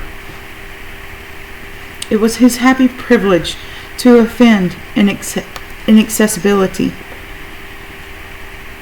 He is a literary Bedouin whose home is the great outside, who knows no prouder title than his name, whose only conceivable honor is his own. This or that specialist might rage at his scandalous neglect of this or that precious item of that specialist's monopoly. It would not matter very much. He could go unblushingly to standard works and ordinary, accessible material. He was not even obliged to pretend to original discoveries or original points of view. His simpler undertaking was to collect, arrange, determine the proportion of parts and phrases of the great adventure of mankind and write. He has added nothing to history, at least he hopes. He has added nothing to history. He has merely made a digest of a great mass of material, some of it very new material, and he has done so in the character of a popular writer considering the needs of other ordinary citizens like himself. Yet the subject is so splendid, a one that no possible treatment, however unpretending, can rob it altogether of its sweeping greatness and dignity.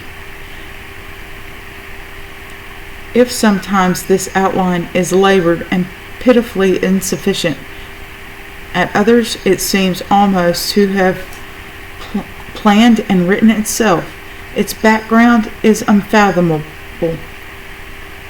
mystery, the riddles of the stars, the measurelessness of space and time. There appears life struggling towards consciousness, gathering power, accumulating will, through millions of years and through countless billions of individual lives, until it reaches the tragic confusions and perplexities of the world of today. So full of fear and yet so full of promise and opportunity. We see man rising from lonely beginnings to this present dawn of world fellowship. We see all human institutions grow and change. They are changing now more rapid than they have ever done before. The display ends in a tremendous note of interrogation. The writer is just a guide who brings his reader at last to the present edge, the advancing edge of things, and stops and whispers beside him, "This is our inheritance." It would be absurd to claim that this outline is anything more than a current rendering of the opening vision of reality, and that the multitudes activities of geologists, paleontologists, embryologists, and every kind of naturalist, psychologist, ethnologist, archaeologist, philologists, and historical investigators have unveiled during the last 100 years. History, a century ago, was mere bookishness. The bookish historian now accepts reluctantly and ungraciously enough his place as a mere contributor of doubtful documents to the broad ensemble. On this huge prospect of our outline makes its report to the best of the writer's ability. This is how that vision looks today. But he writes within his own limitations and the limitations of his time. The outline is a book of today, with no pretensions to immorality. It is the current account, the outline of history of 1931. Will in due course follow its earlier additions to the second-hand book box and the dust destructor.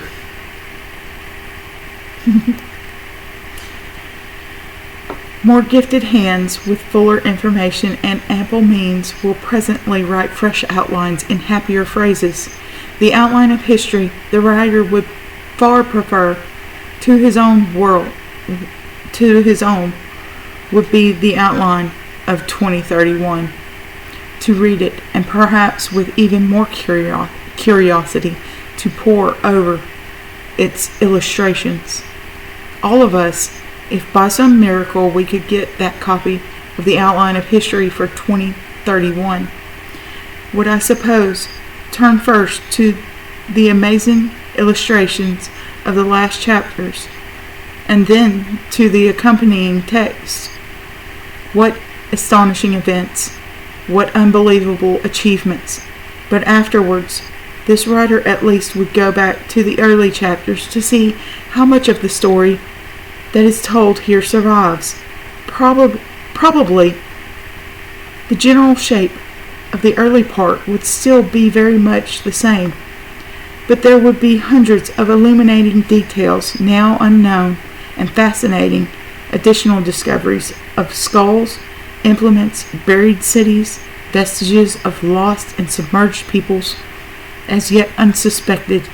The stories of China and India would be much more exact, and perhaps different in quality, and much more would be known of Central Asia and perhaps of America before Columbus, Charlemagne, and Caesar would still be great figures in history, and some of our nearer giants, Napoleon for example, might be found shrunken to comparative unimportance. Oh.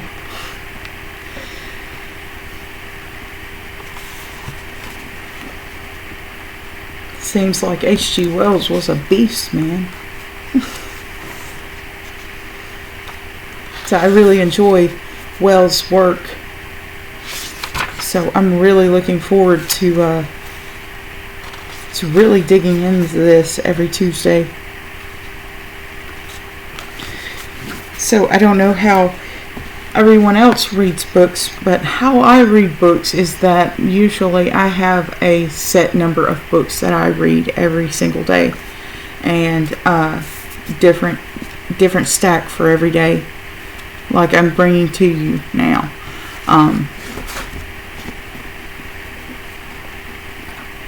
And just a little preference, if you don't know who I am, on Goodreads,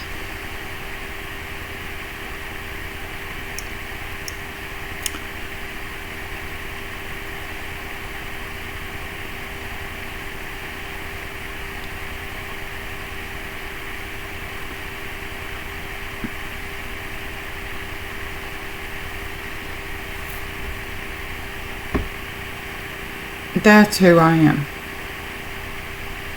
At one time, I was the top reviewer.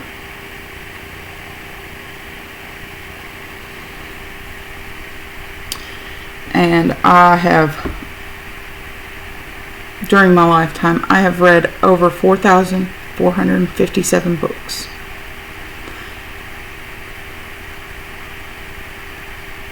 And for reviews for this particular site,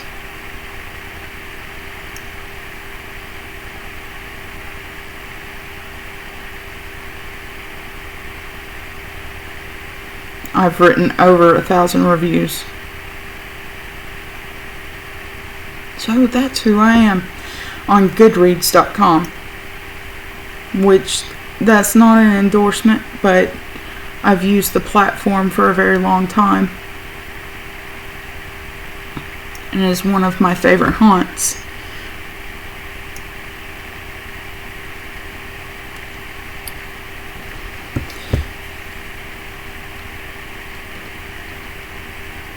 Let us check the chat and see if anyone has dropped a line.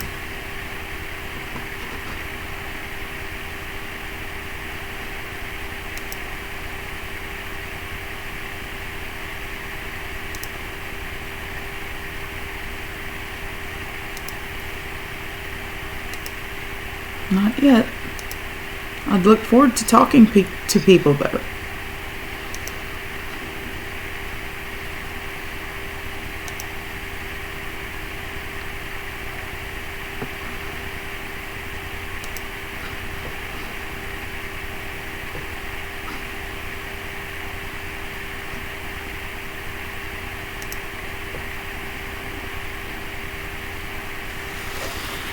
So, shall we move on to American literature now?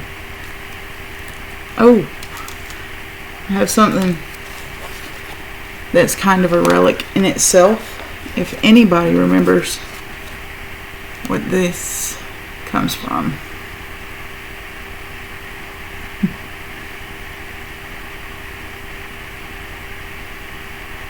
It's from the Goosebumps series. I believe this was Monster Blood. Either 2 or 3. I would have to look again. But yeah, this is a very old bookmark. I think I got it in maybe 2nd or 3rd grade at a Scholastic book fair.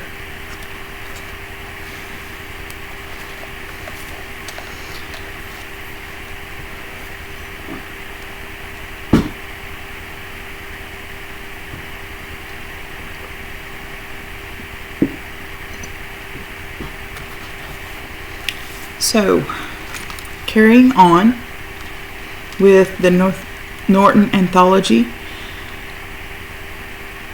American Literature, 4th edition. I'm going to read just a small subsection and we will get into actual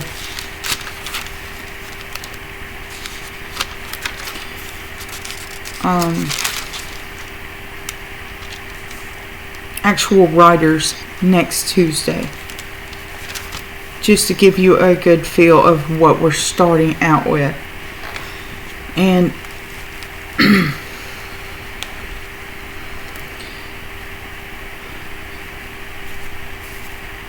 We will start off with literature to 1620. The marvels of Spain and America. In 1494, a man who had crossed the Atlantic in a large ship returned home to amaze those who he had left behind with tales of a new world full of marvels. None of those who listened to him had accomplished anything remotely like this. None had heard of this other world, let alone seen it, and none could begin to comprehend what its discovery might mean for their own familiar universe.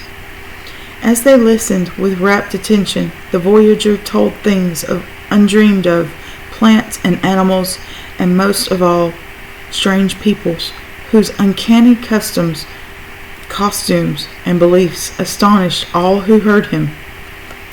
The man in question might have been Christopher Columbus, or any of the dozen Europeans who accompanied him on his first voyage, but he was not. In fact, this teller of tales did join in that voyage, but he had not sailed from Palos, Spain, with the other men on August 6, 1492, and had not been with them when at 2 in the morning of October 12th they sighted the Bahamian island they named San Salvador. Twice he crossed the Atlantic with Columbus, but in reverse, first to Spain from the Indies and then back again. We did not know his original name, but we know that he was a Taino Indian from the Bahamas, one of the 7 natives whom Columbus seized and took to Spain. There he was baptized and renamed Diego Colon, after the son of Columbus himself. Colon was the Spanish version of the family's name. Of the other natives, all of whom were similarly rechristened, one remained in Spain, where he died within a few years. 4 others died of sickness on the passage back to America with Columbus and Colon. Colon and the 6th man escaped the same fate only by a hair's breadth, as the fleet's physician, Diego Alvarez Chonca, wrote in his important letter on the second voyage, returned to the Caribbean. The 2 served as translators for a much larger party of Spaniards, perhaps 1,500 strong, who arrived in 17 ships early in November 1493. Colon himself had already seen service as an intermediary during the first voyage. One of the 2 men only, Colon, is reported by the historian Andres Bernaldez, who knew Columbus and used the mariner's own lost account of the second voyage to have regaled the other natives with the tales of the things which he had seen in Castile and the marvels of Spain, the great cities and fortresses and churches, the people and horses and animals, the great nobility and wealth of the sovereigns and great lords, the kinds of food, the festivals and tournaments and bullfighting. Perhaps the other man had died by this point in the second voyage. Perhaps Columbus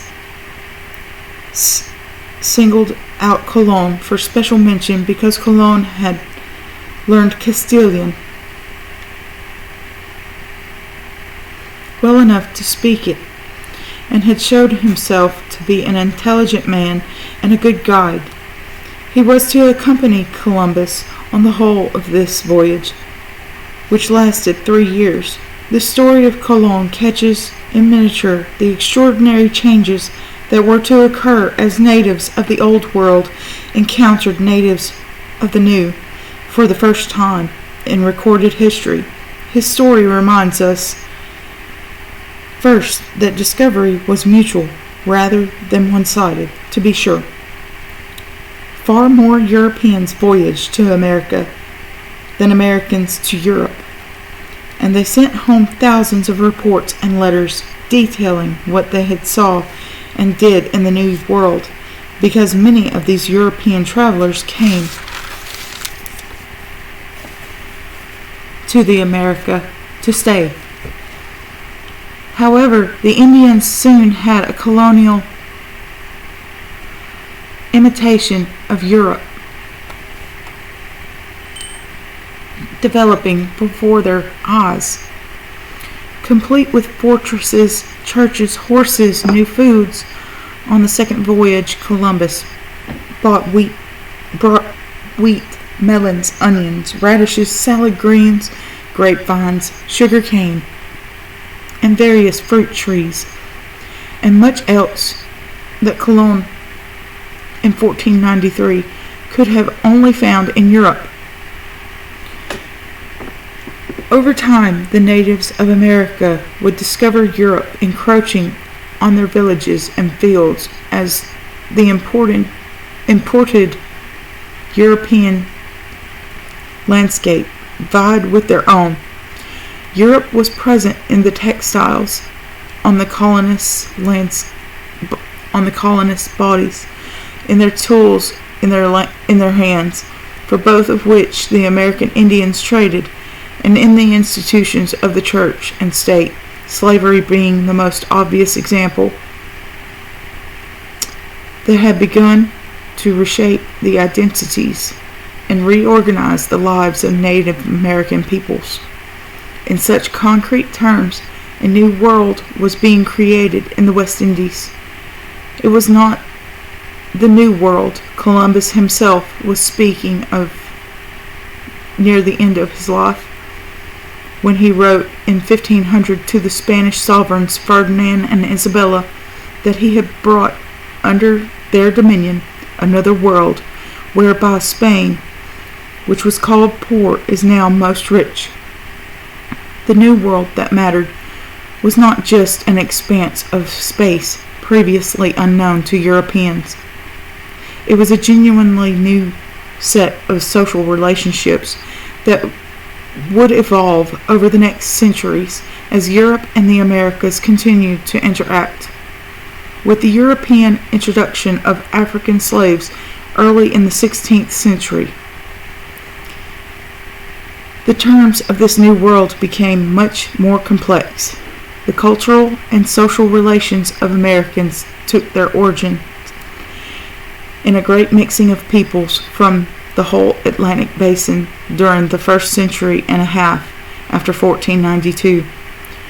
Discovery began with wonder, that of Cologne's listeners on his return in 1494, and that of Columbus as he descanted on the green beauty of the islands, evoking a mood that has remained strong in American writing ever since. He saw trees of 1,000 kinds on San Salvador in November 1492, trees that seemed to touch the sky, as green and as lovely as they are in Spain in May. But beyond that transcendent moment, every discovery entailed a many-sided process of influence.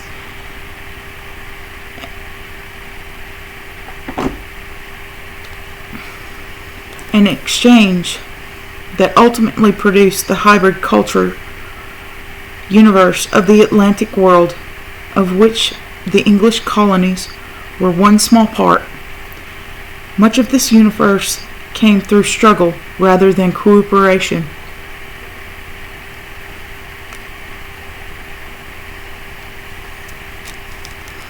Each people used its own traditions, or elements recently borrowed from others to endure or conquer or outwit its opposite numbers.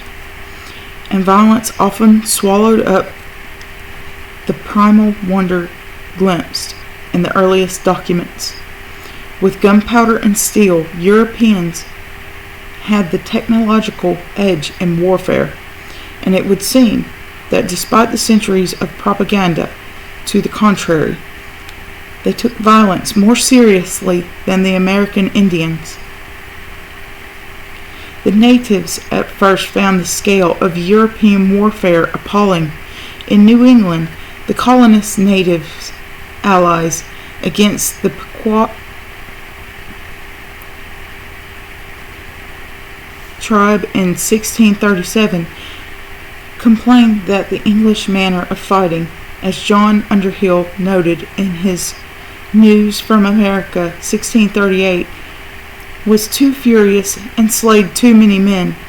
The natives were quick to adopt European weapons and tactics, however, applying them to their own disputes and to their disputes with Europeans. The ferocity of what Europeans have called the Indian Wars was the violent recoil in the face of violence from interlopers who threatened the very lives of the native peoples. Almost literally from 1492, the natives began to die in large numbers, if not from war, then from enslavement, brutal mistreatment, despair, or disease. One of the more insidious forms of exchange involved the transfer to the American Indians of the microbes to which Europeans had become inured, but to which the Indians had virtually no resistance. Nothing better displays the isolation of continents and the drama of encounter that began in 1492 than the epidemic on the American natives. Disasters that smallpox, measles, typhus, and other world maladies unleashed on the American people. Natives. Whole populations plummeted as such diseases, combined with other severe stresses placed on the natives, spread throughout the Caribbean and then on the mainland of Central and South America. The institutional disease of slavery further decimated the native peoples. It is widely agreed that the original population of the island of Hispaniola, estimated at anywhere from 100,000 to 8 million in 1492, plunged once the Spanish took over the island, partly through disease, partly through the abuses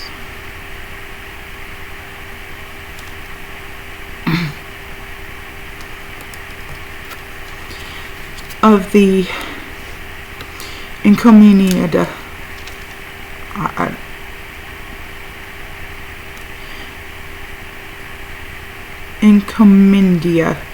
system of virtual enslavement. In the face of this sudden decline in available native labor,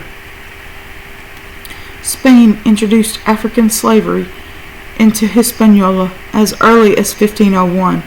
By the middle of the 16th century, the native population had been so completely displaced by African slaves that the Spanish historian Antonio de Herrera called the island an effigy or an image of Ethiopia itself.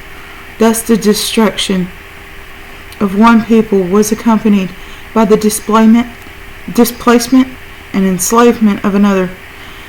By that point, the naive wonder of discovery was all but unrecoverable. It would be inaccurate to picture the Indians, however, as merely victims, suffering decline. The natives made shrewd use of the European presence in America to forward their own aims. As Calonne reminds us in 1519, The disaffected natives in the Aztec Empire clearly threw their lot in with the Cortes,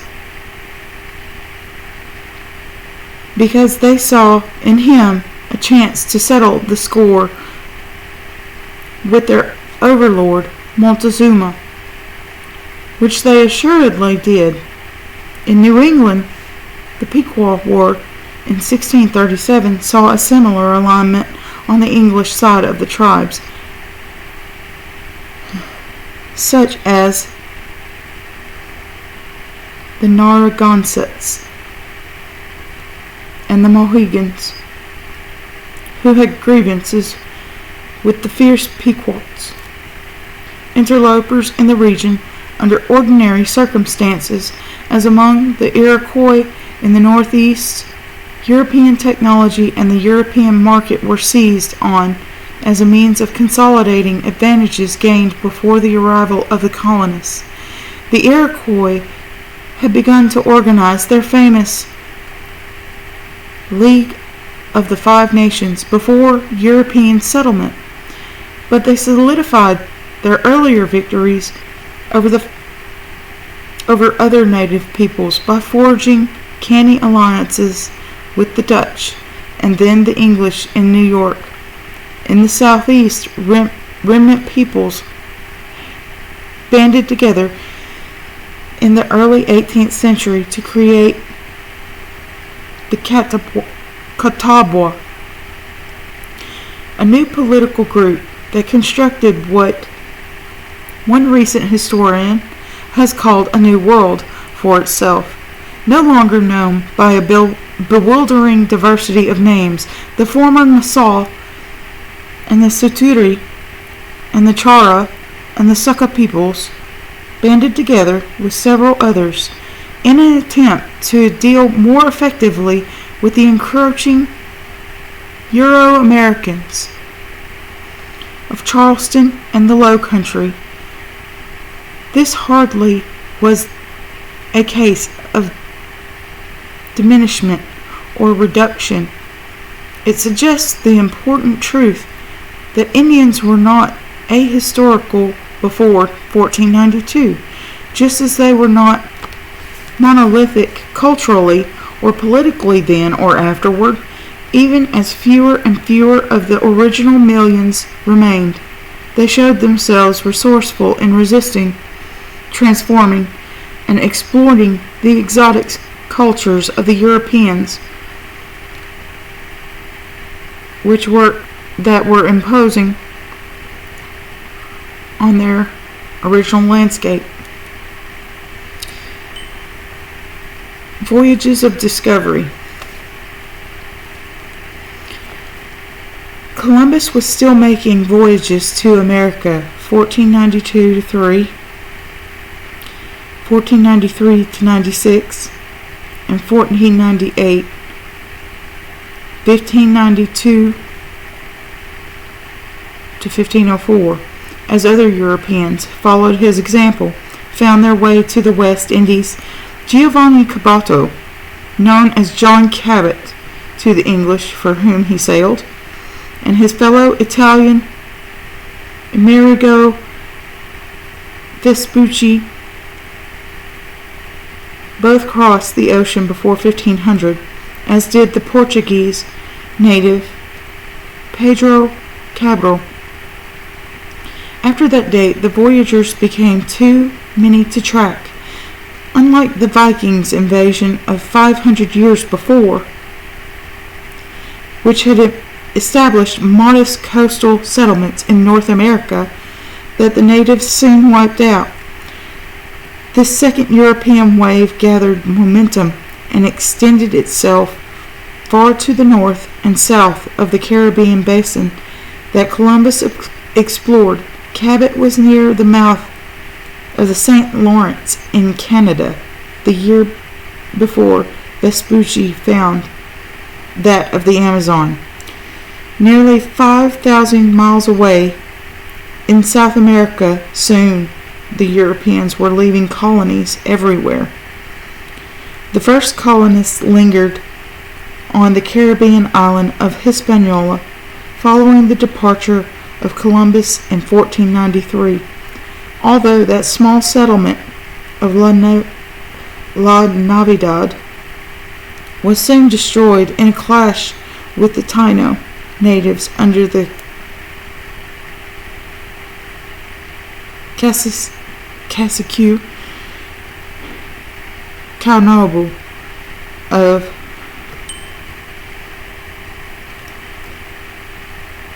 Maguana. The massive second voyage in 1493 came equipped to stay, and from that point on Spain and Europe generally maintained an aggressive presence in the West Indies.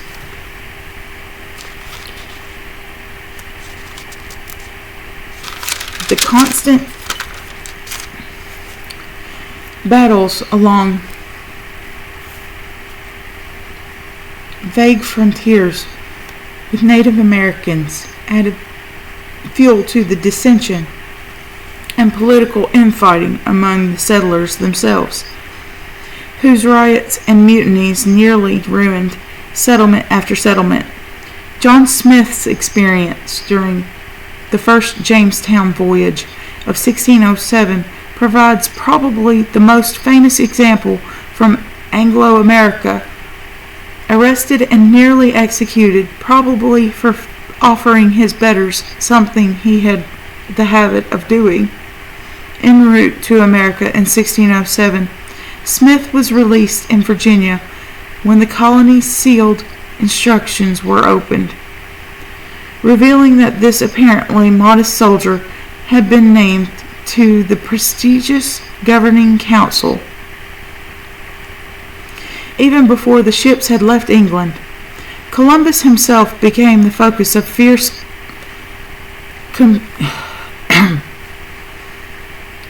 competitions among greedy settlers and officials in Hispaniola.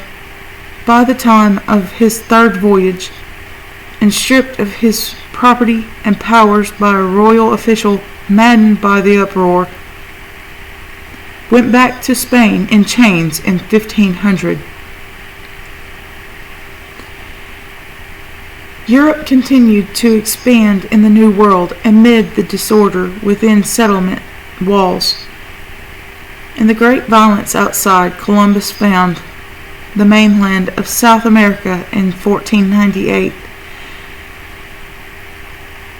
Central America in 1502, by which time John Cabot and the Portuguese Cotreal brothers, Gaspar and Miguel, had been down the coast of North America from the Labrador to the Chesapeake, and Cabral and Vespucci had covered the east coast of South America from the Orinoco River in present-day Venezuela to well south of Rio de la Plata on the border of present-day Uruguay and Argentina. Between 1515 and the 1520s, Spain, under the reign of Charles V, aggressively reached out over the Gulf of Mexico toward the Yucatan Peninsula and Mexico and Florida and the Isthmus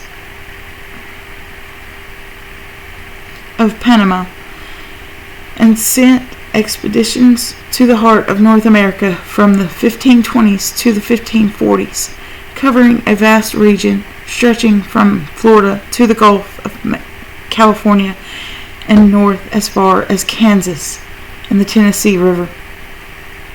At the same time, other Spanish explorers and conquistadors spread out over South America, especially its west coast, where in imitation of Cortés' conquest of Mexico a decade earlier, Juan Pizarro overcame the Incan Empire, recently beset with a violent civil war. In that same period, the Portuguese established their first permanent settlements in Brazil, and the French explorer Jacques Cartier sailed into the Gulf of St. Lawrence, then up its chief river as far as the site of the future Montreal. Within 15 years of 1492, then the east coast of much of both continents had been explored, and many of their major regions had been traversed. The most spectacular of their peoples, the Aztecs and the Incas, had been conquered, and Europe had settled in for a long stay. Spain under Ferdinand and Isabella and their grandson Charles V took the most aggressively expansive role in America. Other European nations, most conspicuously France and England, were more self-absorbed, awakening slowly to what was happening across the sea. Their first explorers enjoyed bad luck and inconsistent support. John and Sebastian Cabot had sailed for English merchants, and on the Monarchs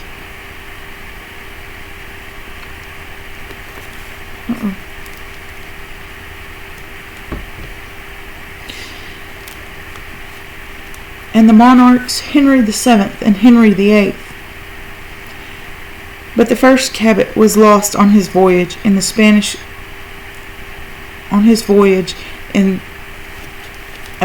crown after 1512. Wait, sorry, I skipped a line there.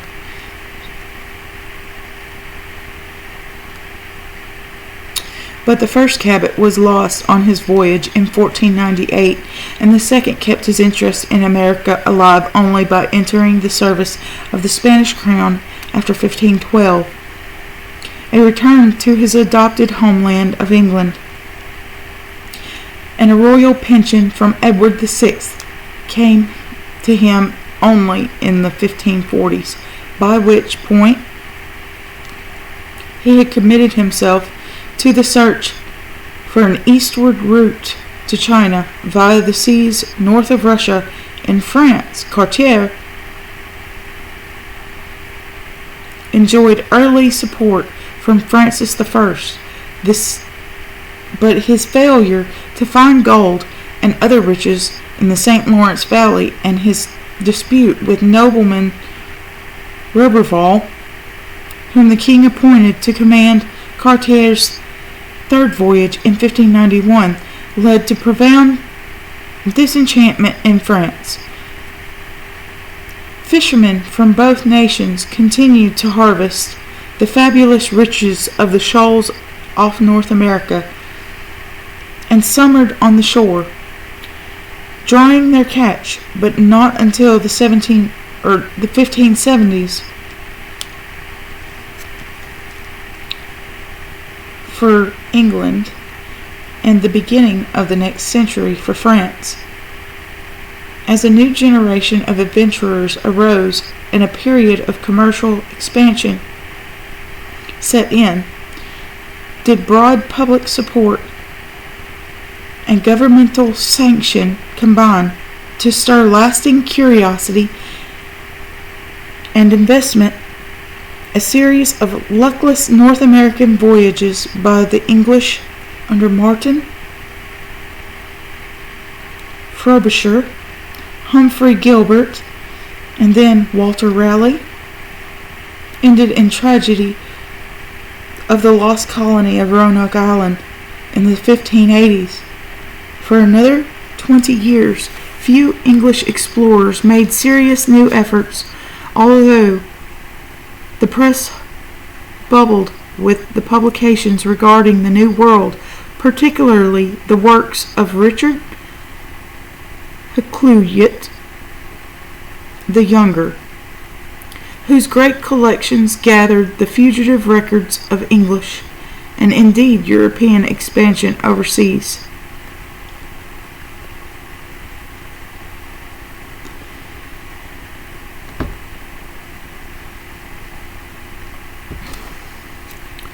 Hakluyt's masterwork, The Principal Navigations, 1598 to 1600, brought the literary productions of countless Europeans European mariners to the attention of a public newly stirred by what Shakespeare soon was to call this brave new world of Euro-America.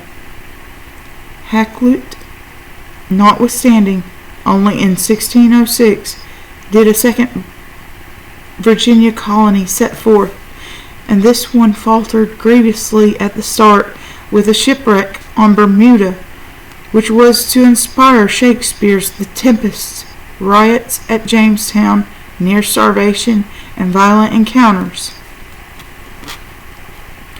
By 1603, French interest had revived under the direction of a group of explorers and expansionists. Samuel de Champlain,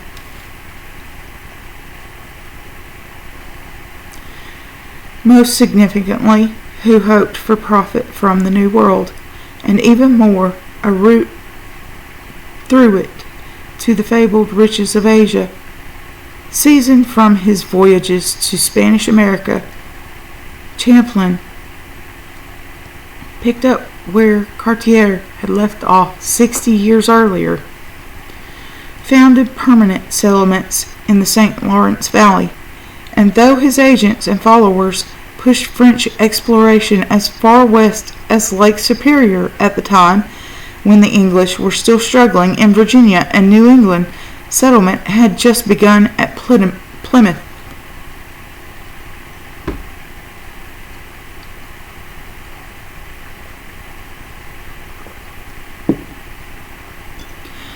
Literary consequences of 1492. The period of European exploration in the New World produced a surprisingly large and intriguing body of literature. While many manuscripts were archived and out of reach until the 19th century, a number of texts found their way into print and were widely dispersed thanks to the establishment of the printing in the half-century before 1492. Shortly after Columbus's return to Spain in early 1493, there appeared in print his letter to the court official Louis de Saint-Saëns,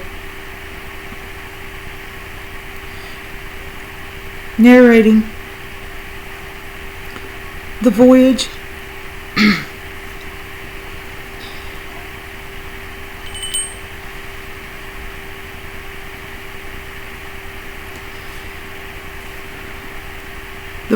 and lushly describing the perpetual spring Columbus had found in the West Indies and previous autumn. From the appearance of that letter on, the printing press and the European expansion into America were reciprocal parts of a single engine. Without the ready dispersal of the text, rich with imagery that stirred individual imagination and national ambition in regard to the West Indies, Europe's movement westward would have been blunted and perhaps thwarted. The sword of conquest found in the pen and in the printing press an indispensable ally.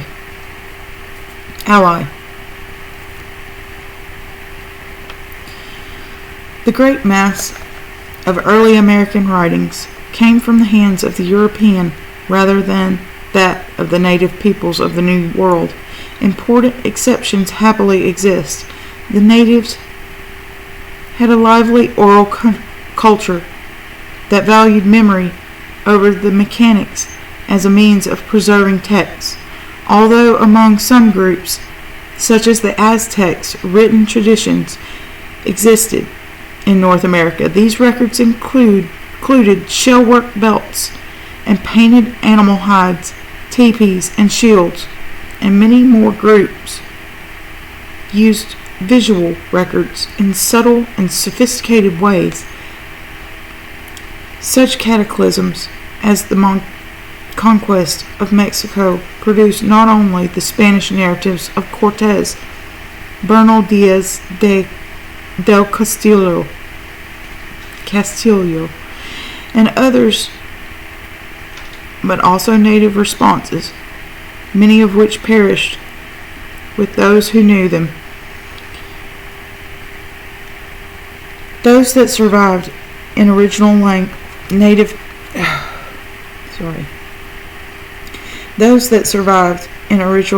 characters or in transliterated form have inestimable ethnographic and literary value. For instance, anonymous native writers working in Nahuatl language of the Aztecs in 1528. Significantly, they used the Roman alphabet introduced by the Spanish, lamented the fall of their capital to Cortes in the following lines. Broken spears lie in the roads. We have torn our hair out in our grief. The houses are roofless now, and their walls are red with blood. No one reading these 4 lines will easily glorify the conquest of Mexico or the Americas more generally. The story of the transoceanic encounter, however, ceases to be a matter of easy contrast once one reads widely in the text. In the text on either side.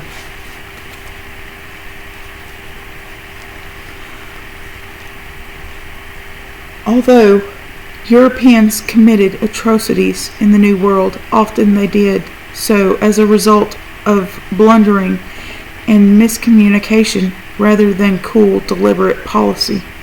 In fact, the split between policy and action goes to the heart of the infant Atlantic world of the 16th century and is mirrored in and influenced by the character of the writing that survives from the period. The great distance separating the hemispheres made the coordination of intention and performance extremely difficult. The authorities at home lacked the knowledge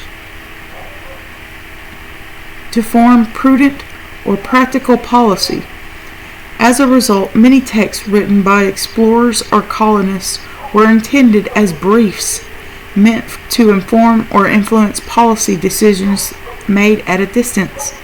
To cite a simple example, Columbus himself wrote a point-by-point description of his second voyage in 1495, addressed to Ferdinand and Isabella in a series of items to which the specific responses of the sovereigns were added by a court scribe.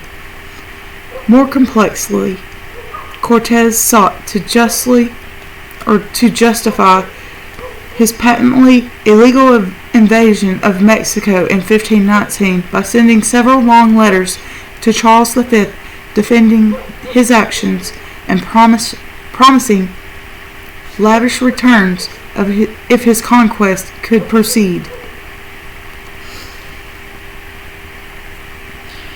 Most documents sent from America to the European powers reveal much, generally political intentions. Europe responded by issuing directives aimed at controlling events across the sea. Even when good policies were articulated in Europe, however, applying them in the New World entailed further problems. By the time instructions had arrived in Hispaniola or Mexico or Jamestown or Quebec, new events in the colony might have rendered them pointless. Distance made control both crucial and difficult, whereas formal authority typically resided in Europe. Power as an informal Power as an informal fact of life and experience and circumstance belonged to America, to those who could seize and use it, or who acquired it by virtue of what they did rather than the official investitures they bore. Mutiny became so pervasive a fact or fear in America precisely because individuals and groups had, morally and geographically, great latitude, and in thinly populated colonial enclaves. If writing served in this fluid, ambiguous universe as a means to influence official policy at home, it also emerged as a means of justifying actions, as with Cortes, that violated or ignored European directives.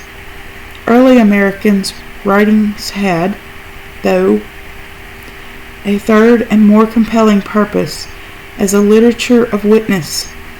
That we know so much about the European devastation of the West Indies comes from the fact that some Europeans responded powerfully to that devastation in writing. Although no one typifies this mood better than Bartolome de las Casas,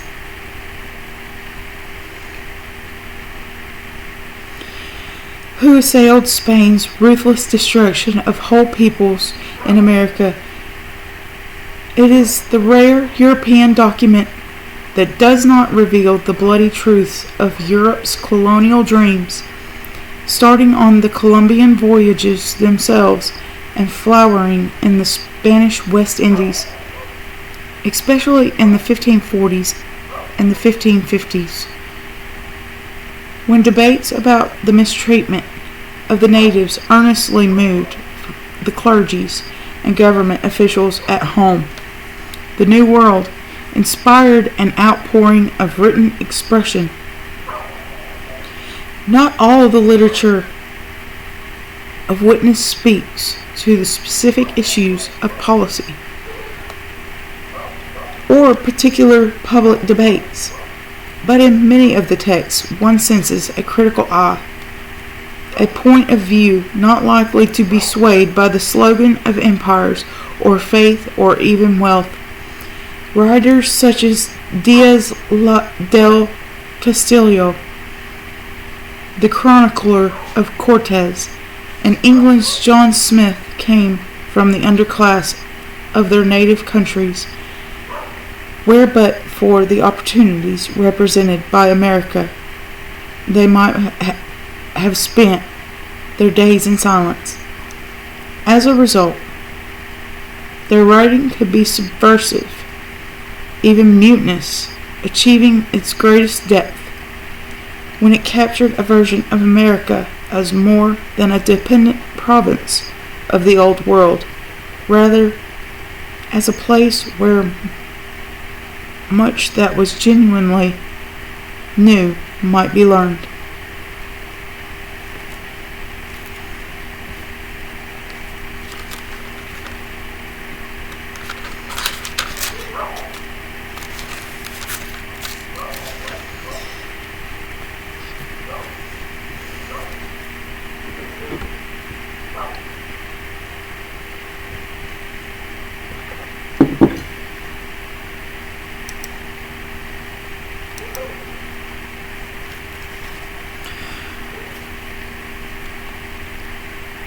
Native American oral literature. When Columbus sailed from Europe in 1492, he left behind him a number of relatively centralized nation-states with largely agricultural economics.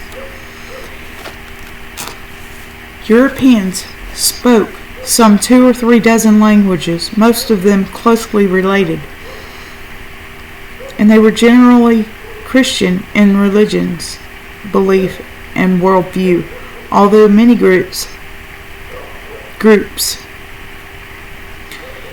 had contact and conflict with adherents of Judaism and Islam.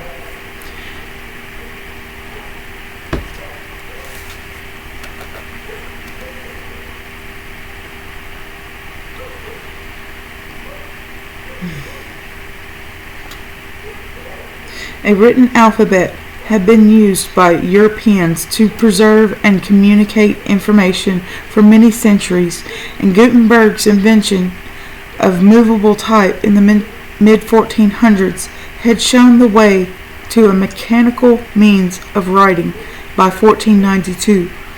Europe was on its way to becoming a print culture. By contrast, in 1492 in North America, native people spoke hundreds of languages belonging to entirely different linguistic families. Atapascan, Uto-Aztecian, Chinookan, Siouan, and Algonquian, and structured their cultures in extraordinarily diverse economic and political forms. In the Great Basin of the West, small, loosely organized bands of Utes eked out a bare subsistence by hunting and gathering, while the sedentary Pueblo peoples of the Southwest and the Iroquoians of the Northeast had both highly developed agricultural economies and complex modes of political organization. In spite of some common features, religious and mythological beliefs were also diverse. Among North American peoples alone, 8 different types of creation stories have been documented, with wide variations among them. All of these differ substantially from the creation stories of Judaism, Christianity, and Islam. Also, unlike European cultures, Native North American peoples did not use a written alphabet. Theirs was oral cultures, relying on the spoken word, whether chanted, sung, or presented in lengthy narratives, and the memory of those words to preserve important cultural information. The term literature comes from the Latin litera, letter. Native American literatures were not, until long after the arrival of the Europeans, written literatures. Indeed, as the phrase oral literature might appear to be a contradiction in terms, some have chosen to call it the expressions of the oral tradition, orator. These expressions were, like the languages, political economies, and religious beliefs of Native American peoples, extremely various. Europeans in 1492 could name the tragedy, the comedy, the epic, the ode, and a variety of lyric forms as types of literature. In Native American, there was probably because we have no actual records that predate 1492. Such things as Quaquatl, winter ceremonies, Winnebago trickster tale cycles, Apache jokes, Hopi personal naming and grievance chants, Yaqui deer songs, human dream songs, Paman shamanic chants, Iroquois condolence rituals, Navajo curing and blessing chants, and Chippewa songs of the Great Medicine Society, to name only some of the types of Native American verbal expression. That there are many such types of unquestionable, but are these literary types? This question would not make sense to traditional native peoples who do not have a category of language used corresponding to our category of literature. From a Western perspective, however, the types of native verbal expression could only be considered as literature after the late 18th and early 19th century revolution in European consciousness known as Romanticism. In that period, the concept of literature shifted away from being defined as the medium of expression, all language preserved in letters, to the kind of expression, those texts that emphasize the imaginative and emotional possibilities of language. With this shift in the meaning of literature, many Native American verbal types could quite comfortably be considered literary. We shall read these forms on the page, but it bears repeating that traditional Native American literatures originate as oral performances. They are offered to audiences as dramatic events in time, language for the ear rather than objects in space for the eye. And in performance, a pause, a quickening of pace, or a sudden retardation, a gesture, or a lowering of the voice affects meaning. Not surprisingly, scholars differ about the best way to transfer performance to the page. Some have opted for a stylized typography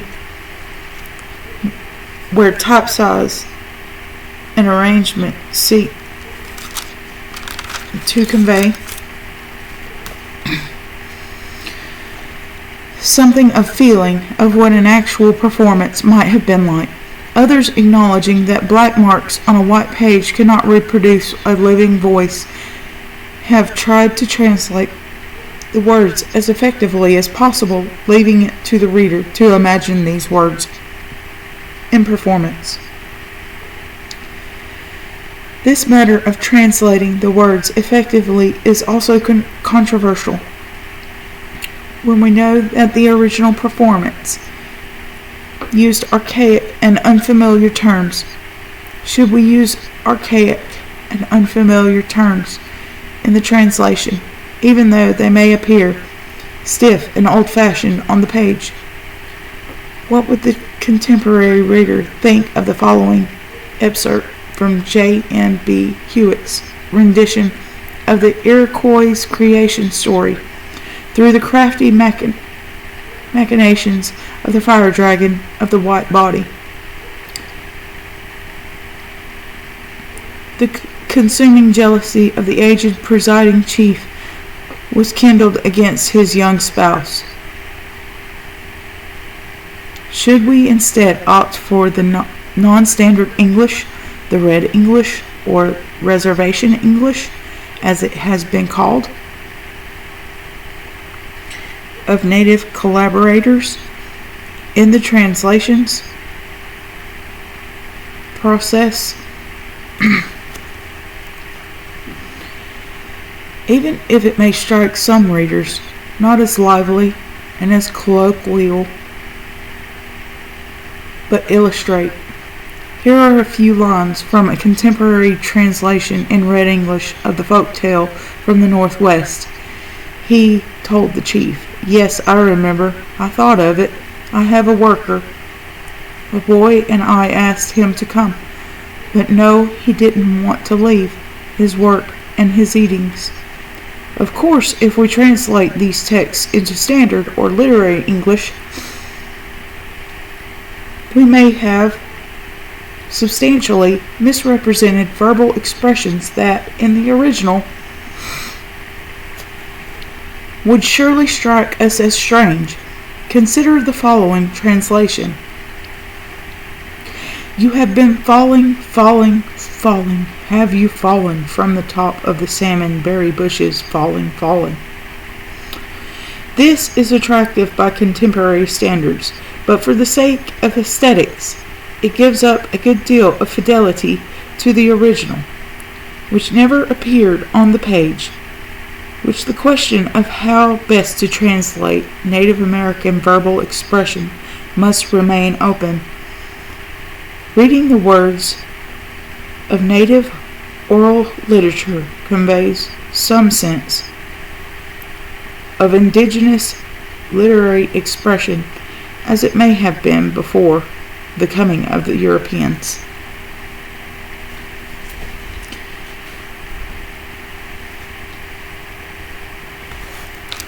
Whew. And that is it for Tuesday night. So, a lot of these dealt with distant lands, but also at the same time it tells us of distant times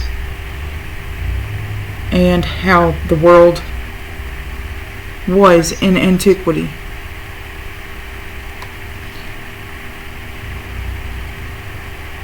And I wish that everyone have a wonderful evening and that you sleep well and have a wonderful day tomorrow. Thanks for listening. See you next time.